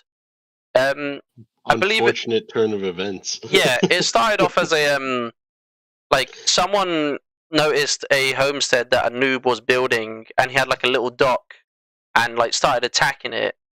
And then I believe there was some sort of little small QRF force that wanted then to stop the person that was attacking that noob. And after that point, people then started helping that person that was attacking the homestead, which then they panicked and thought that they were like trying to push across with that homestead because he had a dock, right? And that dock was kind of already like, I don't know, it was sticking out quite a bit that you can basically almost reach to the other side of the river without a problem, right? So they were just all thinking they're trying to push. So it ended up being where one side of the faction just kept QRFing and the other side kept QRFing, and then it just became a massive battle between the river for no apparent reason. And yeah, there was I think I've got another photo of that one. I don't know, I've only got a photo of this, basically. It was us in a shield wall in their homestead because we busted into the homestead just to destroy it. Like, I don't know how many times we destroyed it, but yeah. And it was just a nice... 8. Yeah, it was at least 8, yeah, roughly 8 times. But this was just a nice image. I think it was just a great formation we did, and it was just like, we were just chilling there waiting for the homestead to burn down, but it was just quite funny to watch that happen. I think the most interesting one that we had, or two of the most interesting ones, was probably the 20-minute adventure one, which was meant to be a quick attack with a camp. Ended up being a whole battle and a catapult. A campaign. A campaign, yeah, basically. Practically. It was literally the start of probably the final wars between the two towns that we had. And that was probably the most fun we probably ever had. And it was quite interesting because it ended up being where we went from from our homestead, which was actually, hold on, if I can get the image. I believe I had the image. Use of a tunnel. Yes. to do a campaign. And this was during the it was No, during the OG first. You're welcome, everybody. Oh, come on. Nah, I'm not putting it all on OG on that one. No, I think it was a team effort still. But this was what it was basically. So it was that the cave that we had, it got reset and it spawned right next to us. So like, oh, there's the cave, let's go mining, right? And I think that's when someone said they bumped into some ancients. And I was like, what do you mean you bumped into ancients in the cave? Like right there next to ours?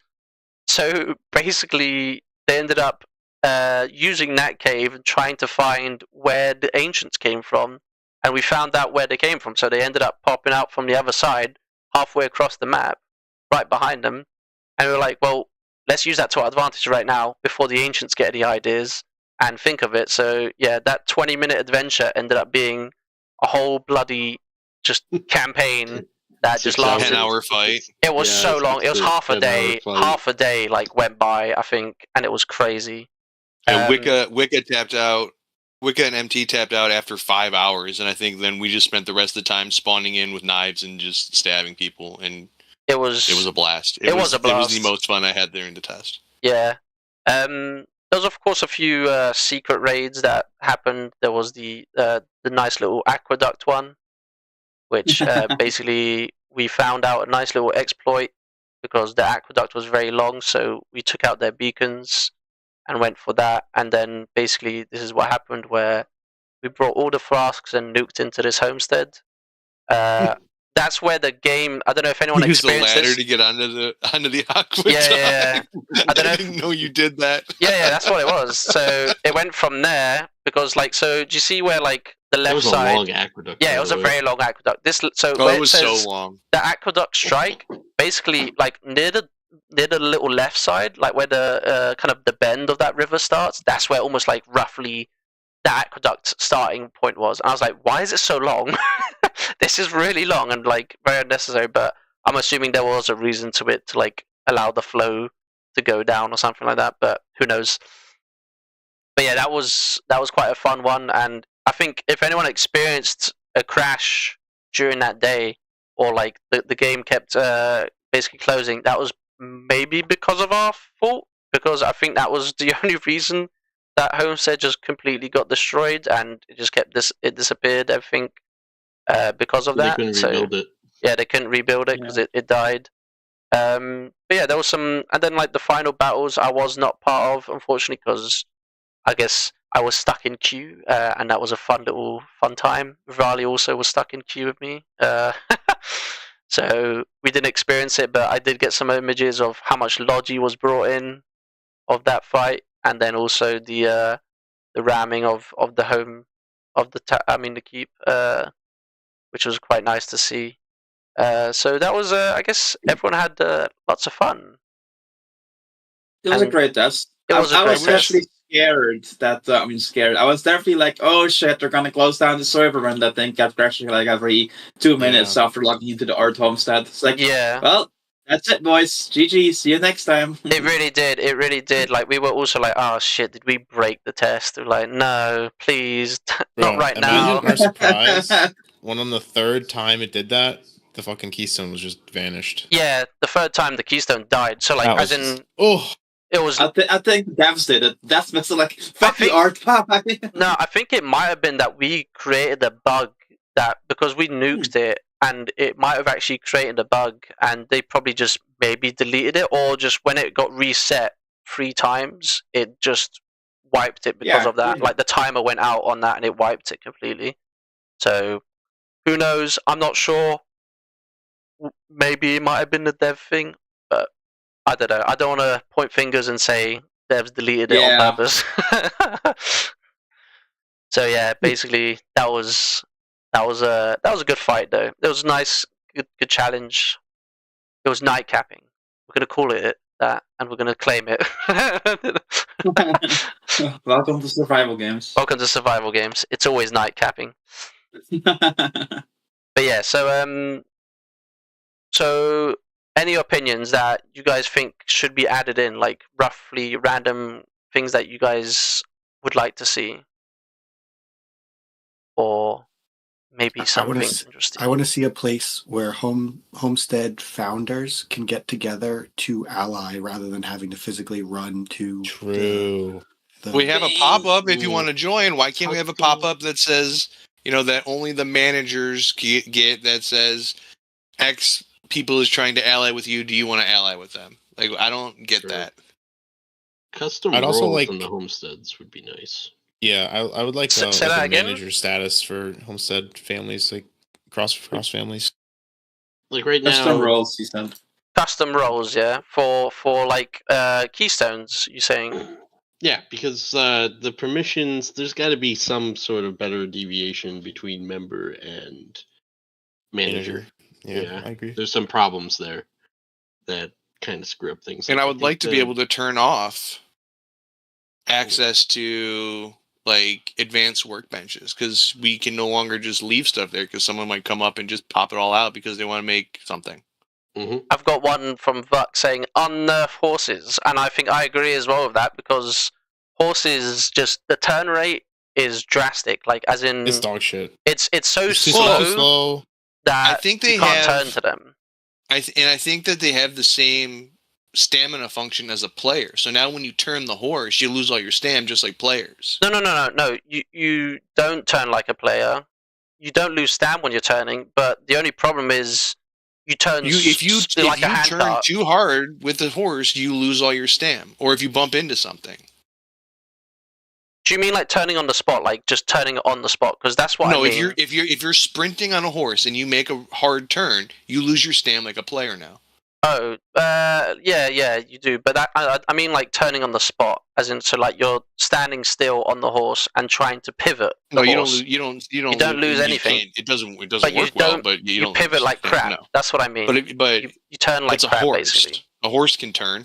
Yeah, but the turn radius is awful. I don't understand why that's killing your stamina.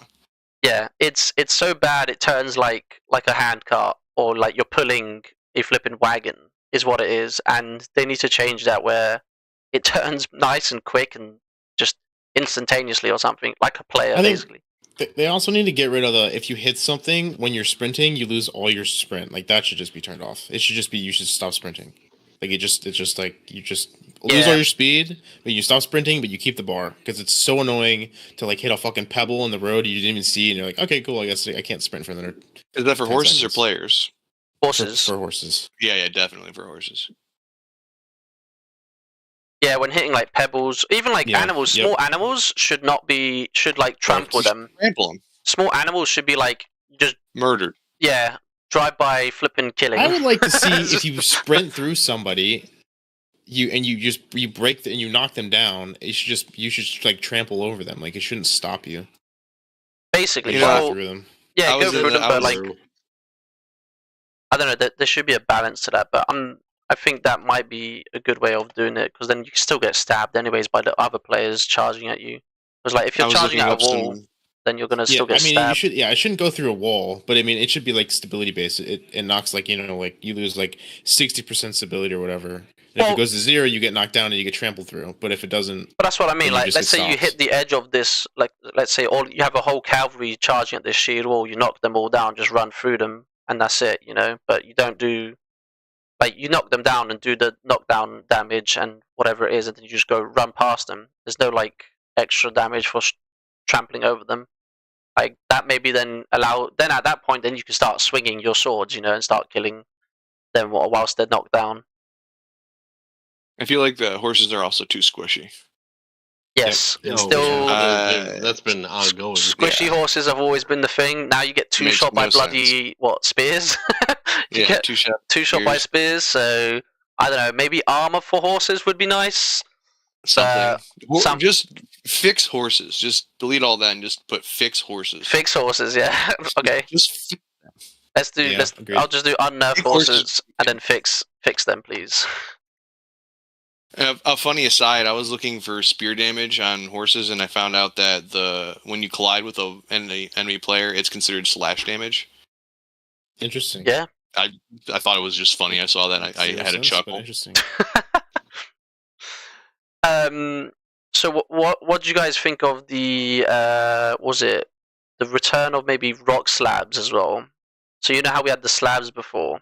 That was a big one. That'd be big. I feel like they should bring those back from the let's instead of because you're mining iron slabs, right? You're mining iron slabs, then you get iron cutoffs. Why not the rock slabs? Like, what happened to them? Like, can we get them back?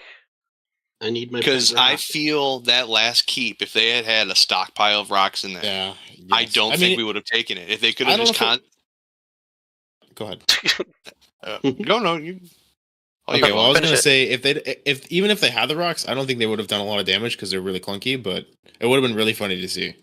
Well, I think if they were dropping rocks on our heads, because what were we doing? We were all up against the wall, sitting there. What the one thing that would have solved that is dropping rocks on our head. It literally would have.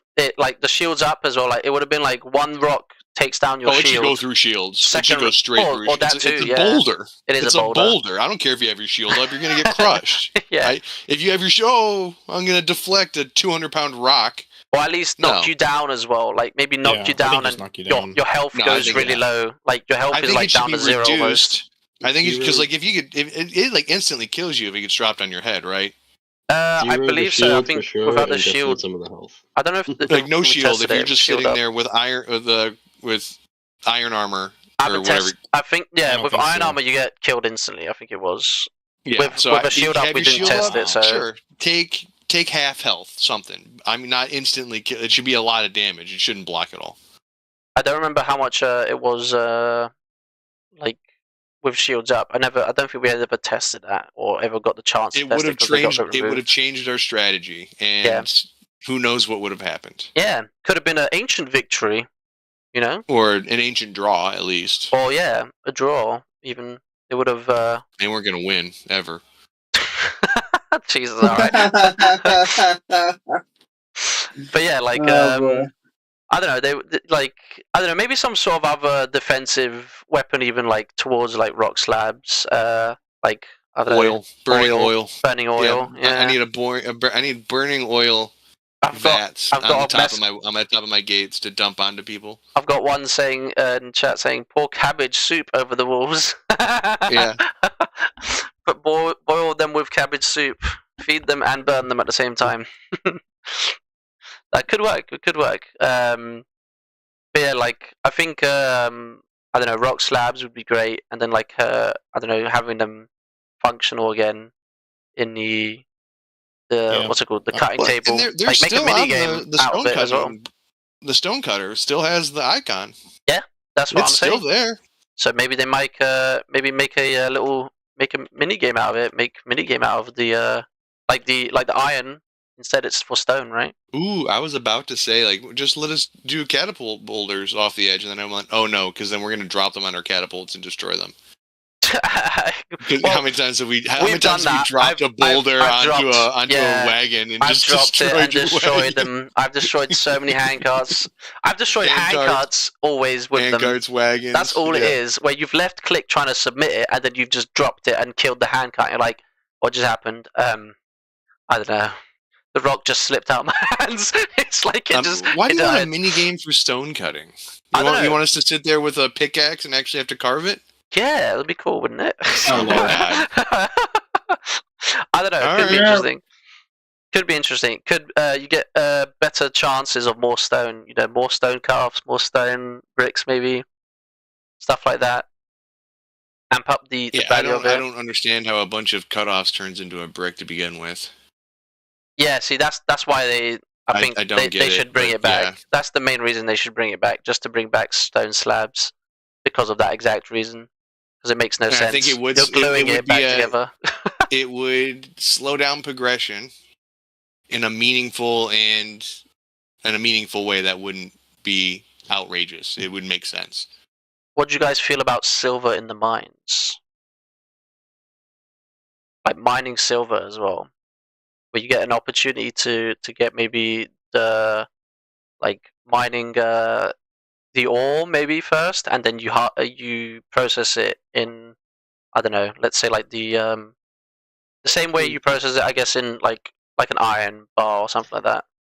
I liked that system way back in the day that they had, where they had silver mines. I really did. I thought it was great. We just had no use for the silver except to use it in the. And now we do merchant want silver. Now we do want it, and we love silver. They could put it in the mines when it's winter, so during the winter you have something to do.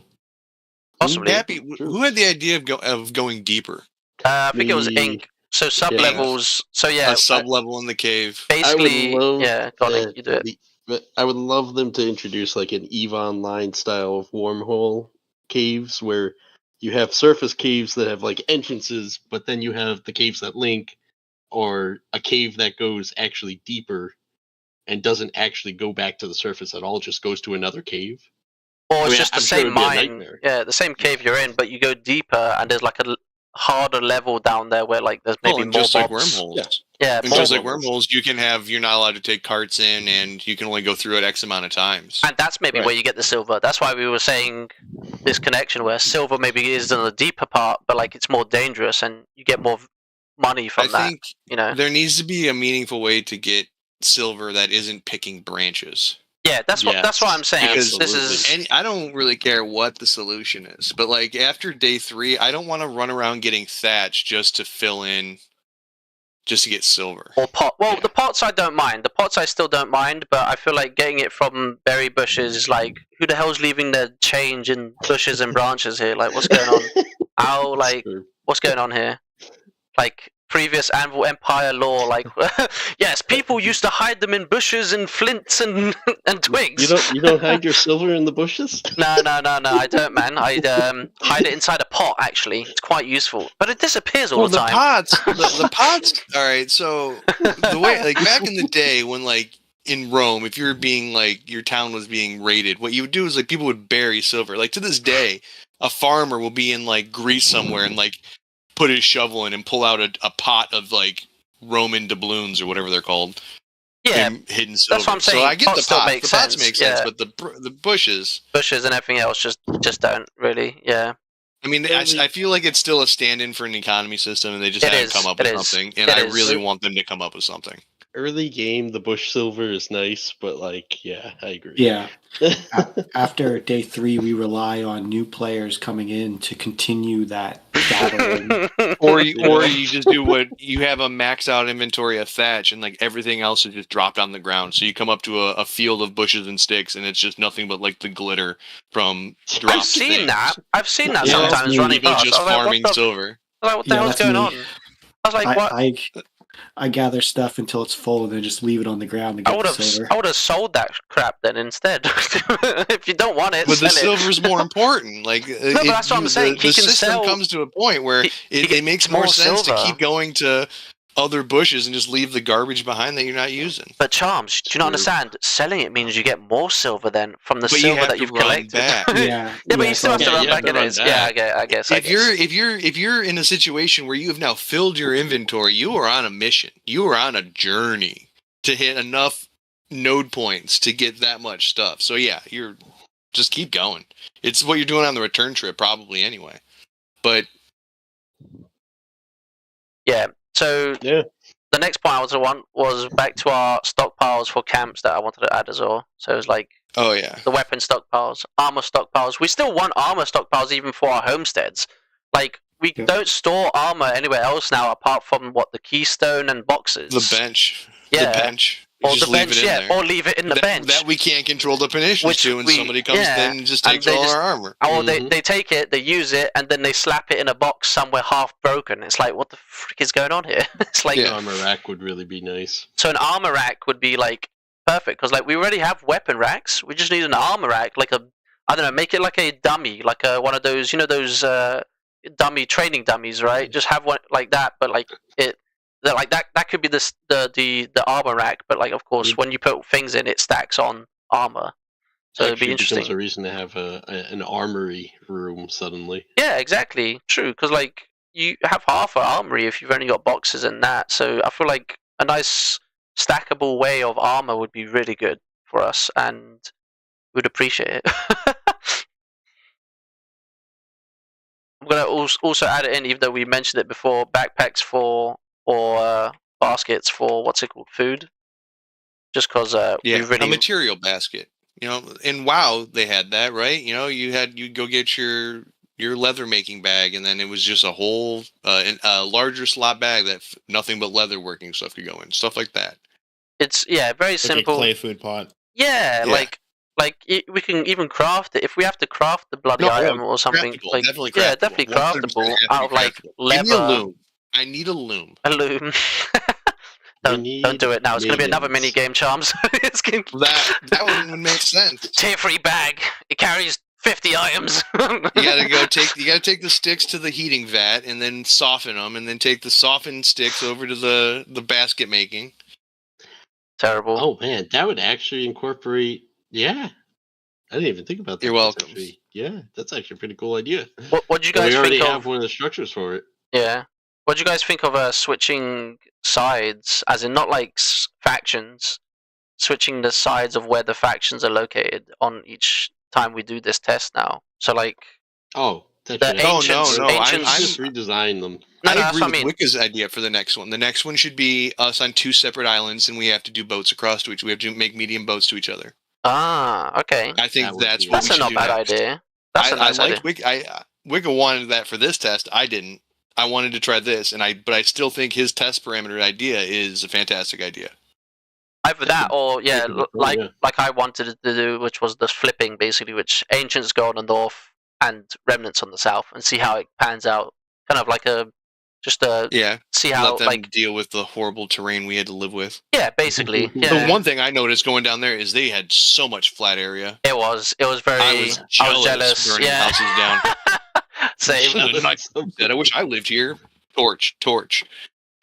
The church of I think you should be able to throw torches in a 360-degree angle on horses. I don't understand why you're stuck with a javelin throw mechanic on a horse. I don't mind that. I feel like maybe not a 360-degree, but at least a 180-degree, or like maybe like the angle. I get the javelin. The javelin, it makes sense, but torches, come on, I can give a little lateral toss.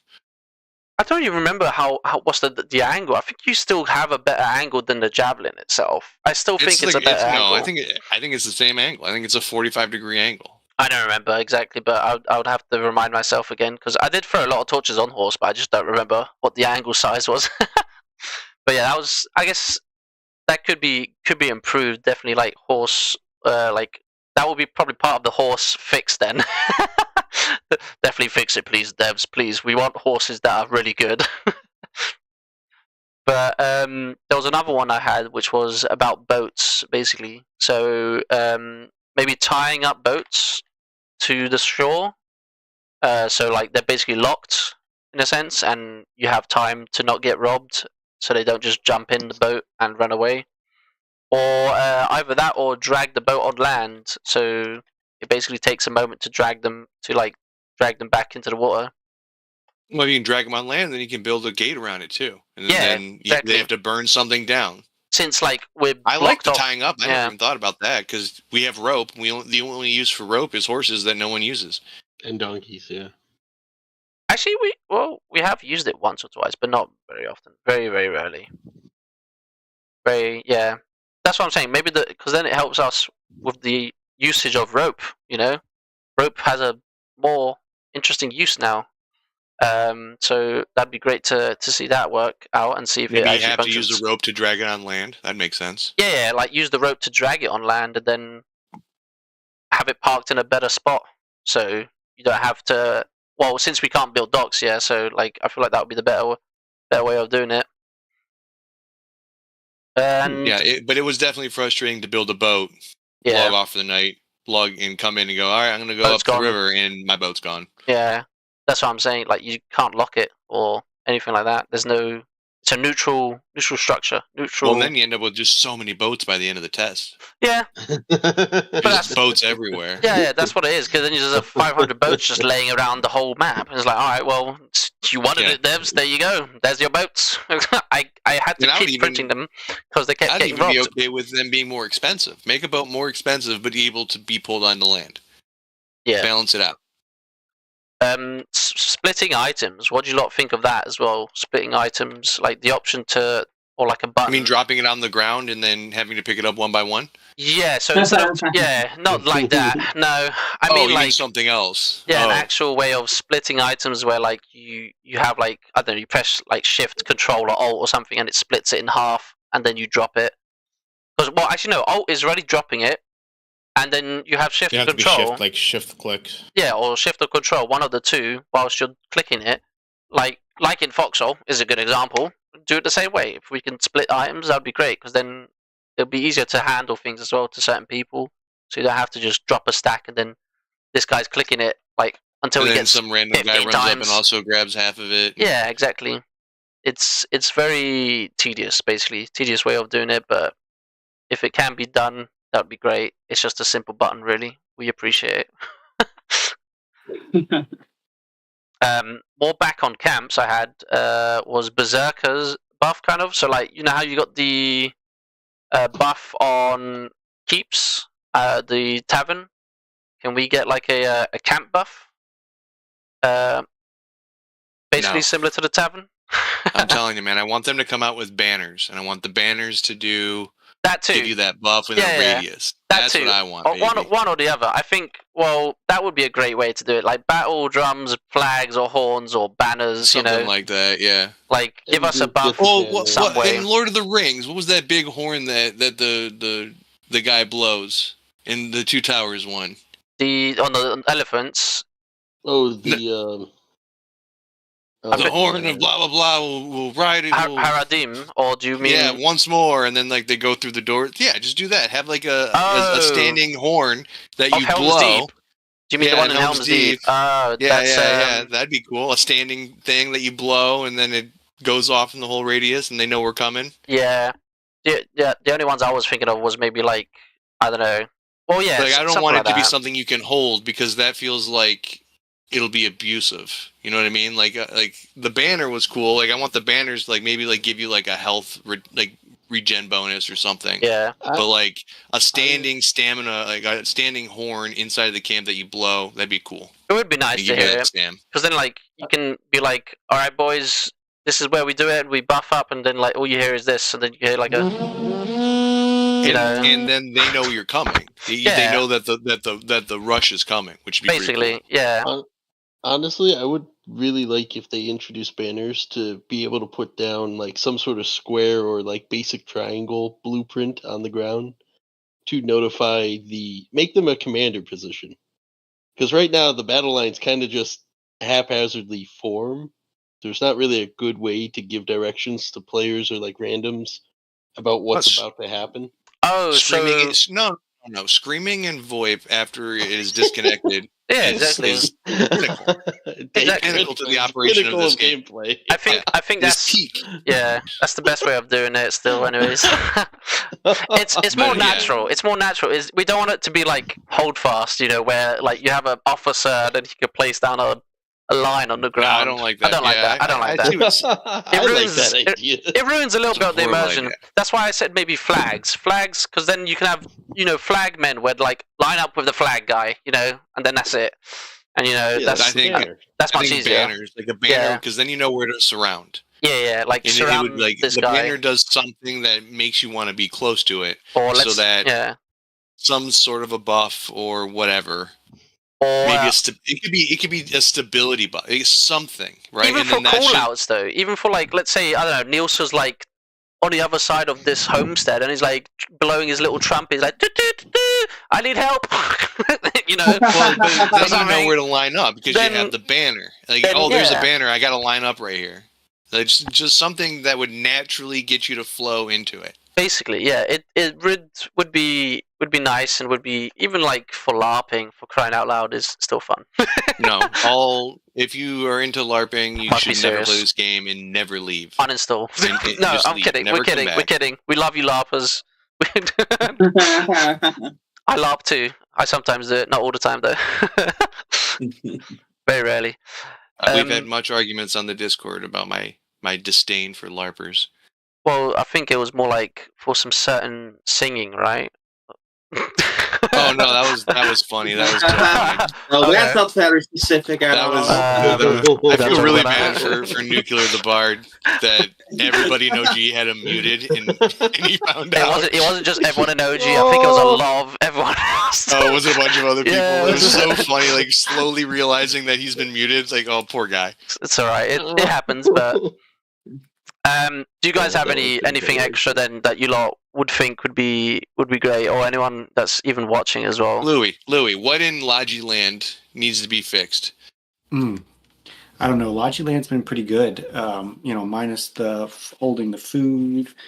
So what I will say, during the battle where we finally took the Western Keep, it was quickly apparent that the camp we made was totally undersupplied. Yep. And we had no one running Logi. I stayed back at the camp to oversee, people griefing, supplies and like protection. But when I found out that there was no Logi, I immediately went back to our Western Keep.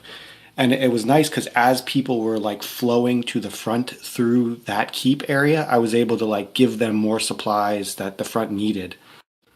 So, I mean, the Logi loop so far seems pretty good. I mean, we've talked about a lot of the stuff, but I mean, I enjoy every test and have a lot of fun with it. I think it's if we're gonna keep doing these proto wars, I think we need map markers with like Logi lists, like they have in Foxhole now. I enjoyed the Logi as well. Yeah. So that 20-minute adventure, but like the Logi there, because I know we were also undersupplied on that. The Logi was bad. The Logi was bad. There was literal, like I said, it was meant to be a 20-minute adventure, and it ended up being a full-scale campaign. So everyone was like, well, where's the torches? We've run out of torches. We've run out of everything. And I was like, well, no one's going back to do it, and I'm the only one doing it. So if you flipping idiots can bring back me a handcart or two, I can again send you guys off with like barrels of stuff, because I'm doing it all at the homestead. And then of course I ended up pinging like people. I was pinging Niels, I was pinging, I don't know who else I was pinging, but it was basically almost like anyone from I think it was Reknar from HISP. I think I maybe pinged also Andrew. I don't even know who I pinged. But basically I was pinging almost everyone do you lot have Logi, as in not Logi, do you lot have anything that I can use to craft with, like twigs, fiber, gimme also was it thin leather, because we ended up using our flasks, so we were like, alright, well we have strong fiber, OG had loads of strong fiber, we were like, just give us your thin leather then, we'll craft the flasks out of the thin leather then that you bring. So we ended up, I think, producing at least, I don't know, 300, maybe 400 flasks or something that day, and it was like insane amount.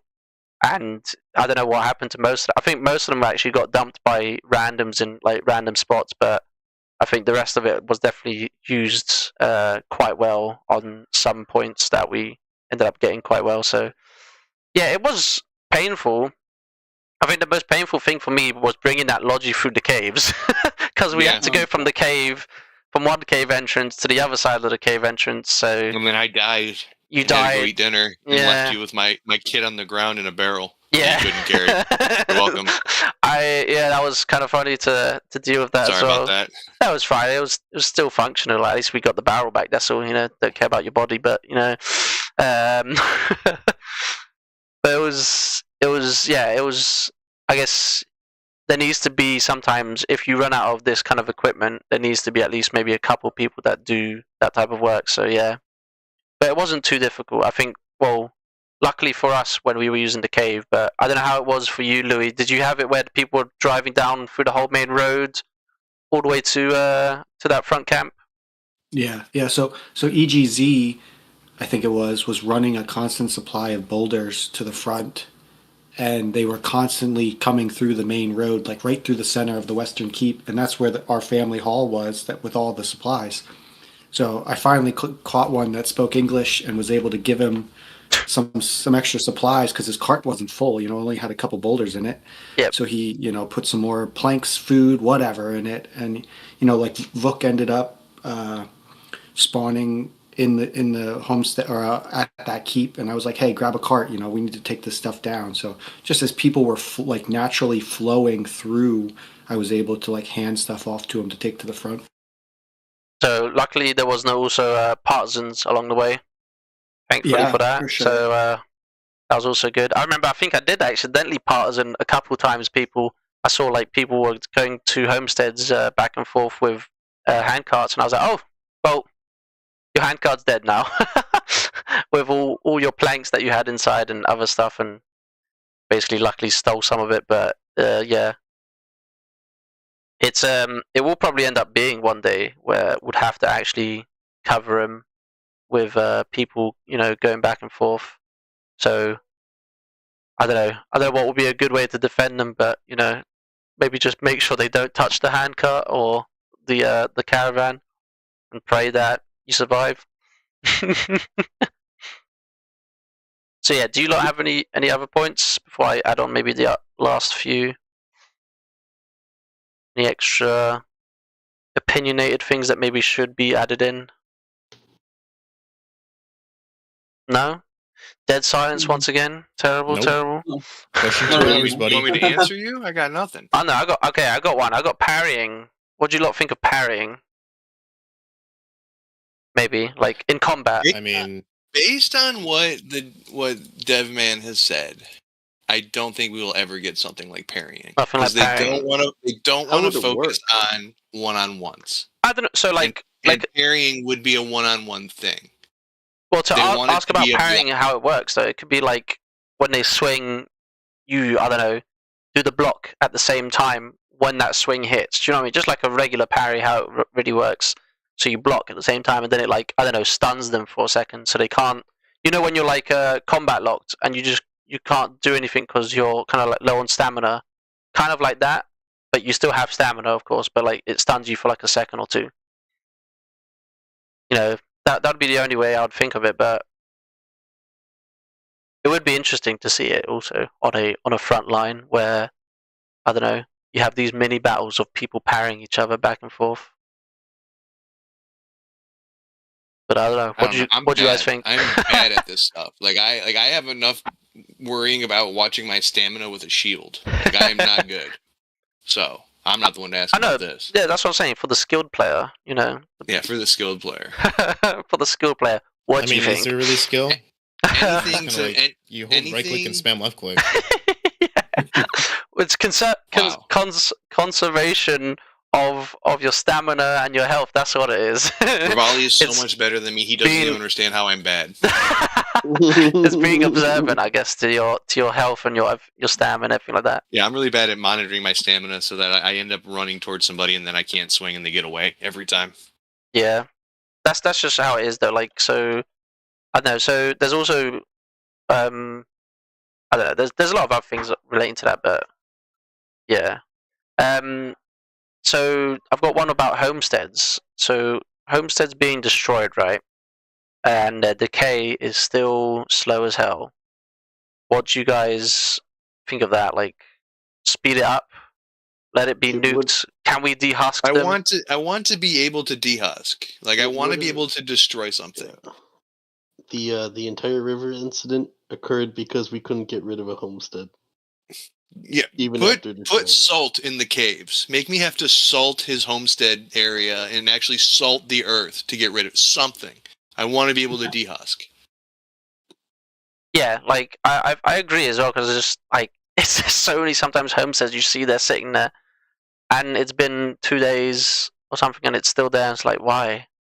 You're dead. You're gone. Well, even the fact that they can just run up with 3 branches over the course of 24 hours and fix it is just frustrating. It is frustrating.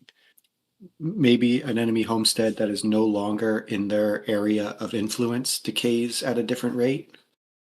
Yeah, I already suggested that. Oh, yeah. What do you mean by that exactly? Like, as in when you take over a keep. Yeah, after we took over the ancient Western keep, so like homesteads. Oh, yeah. Even in captured territory, yeah, like it's still the same. It's still the same rate. Yeah. That's what I'm saying. The rate of decay should be like 10 times faster than at that point. It should be like a rapid decay, basically, at that point, because you're in enemy territory and you've lost your keep. In a sense. And we want that area. Yeah, like, we want your homestead out so we can build there.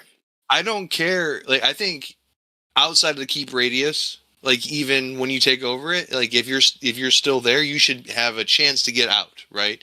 You should have a chance to have an operation where you take a bunch of people and you try and pull all your resources out and pull them out. So I don't want like just the territory changeover to cause the decay, but like if you get in there and blow up the keystone and you're in enemy it should just melt. It should be like radius. You have 24 hours to evacuate. Otherwise, everything's gone. And nothing can. Yeah, and you can't prevent something. it. Yeah. But even so, like even if you're just raiding and you want to take out like a raid homestead, like they can just bring back branches anytime they want. Like you have to burn down every single piece so that there's no reason to have that keystone rebuilt, which is outrageous to me. Yeah, so I don't know. There's like tons of things that I just still hate on the homesteads. Of course, like maybe an idea would be also capturing the homesteads, like once it's destroyed, right? Like that won't work. What do you mean?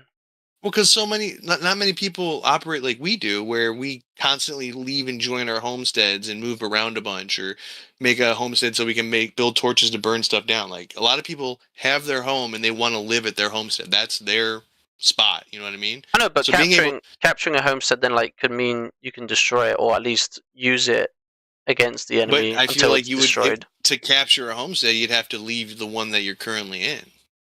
Something like that. I don't think capturing is really doable, to be honest. True. Okay. Then dehusking is still the best way. Then raise it, or I don't know.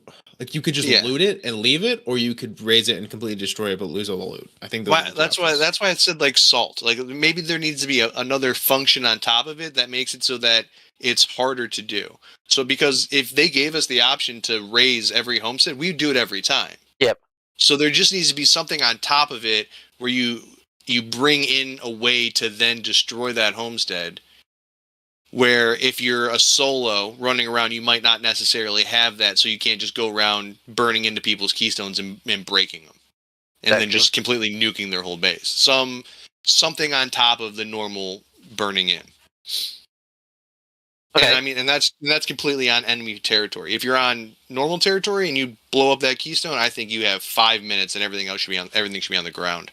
So, what do you guys then think about now hiding names? So, you know how Foxhole has it, where the names are basically hidden until you get to a certain range right next to them, or like decently close to them. What do you think of that? So then, like, there could be more, I don't know, I guess surprise attacks sometimes, like coming out of a forest or jumping someone from a bush, because you don't see their name fully, but like you still jump them. What do you think of that? It'd make a. I mean, cage if they have scary. like a crouch mode or something, like a stealth mode that you could do, where we just hide your name. That's Well, I good want enough to for be. me, to I be want. honest. If I'm hiding in my little house, I don't want someone to know I'm in there. But well, as in, Like I had an issue with bias, right? He knew I was in my attack homestead because he saw my name. Yeah. Because he could just see me, like inside that's what of I'm a saying. house, And he's inside the inside house. of a bush, maybe in a thicker forest, a certain thing, like just reduce the yeah. image. So reduce just definitely. that's what I'm saying. So have the names hidden, and then when you get I'm close, agreeing with you, Captain. yeah. That's what I'm saying. Yeah, exactly. Agree. But like, yeah. So it'd make maybe make it more, I don't know, less laggy as well, and I guess names would be much easier to then tell from each person as well. That's maybe there. And it's a double-sided issue because on one end, if you're really good, people are going to target you because they don't want you to be around. Yeah. And on the other end, like me, if you're really bad, they know that they can kill me fast. Basically. So it'll just help everybody involved. True. But then it also could mean then people will just target everyone because they're like, I don't know if you're one of the really trained guys or just a noob, so I'm gonna target you anyways. Ooh. So it could be a side effect, but at the same time, I feel like it would be great because then, like, let's say a partisan attack, you get a random, person doing logi to a frontline camp, and then they get jumped. It's like, oh crap, there's a ancient here or a remnant here, and like, I didn't even know that, or because like I don't know, I could see him for like a moment on the map, but then I didn't see him because he's in the bush or he's behind the trees waiting to pounce on you. Then he's like, stand and deliver, give me your loot. But yeah, I don't know if you guys have any more points. If not, I think we might finish there because basically, yeah, we've spoken for quite a long time. I wasn't expecting to actually go this long, but we ended up actually going this long because I guess it was an exciting test. I just want my medium boat back. That's the only thing I want. I missed it. I love that boat so much.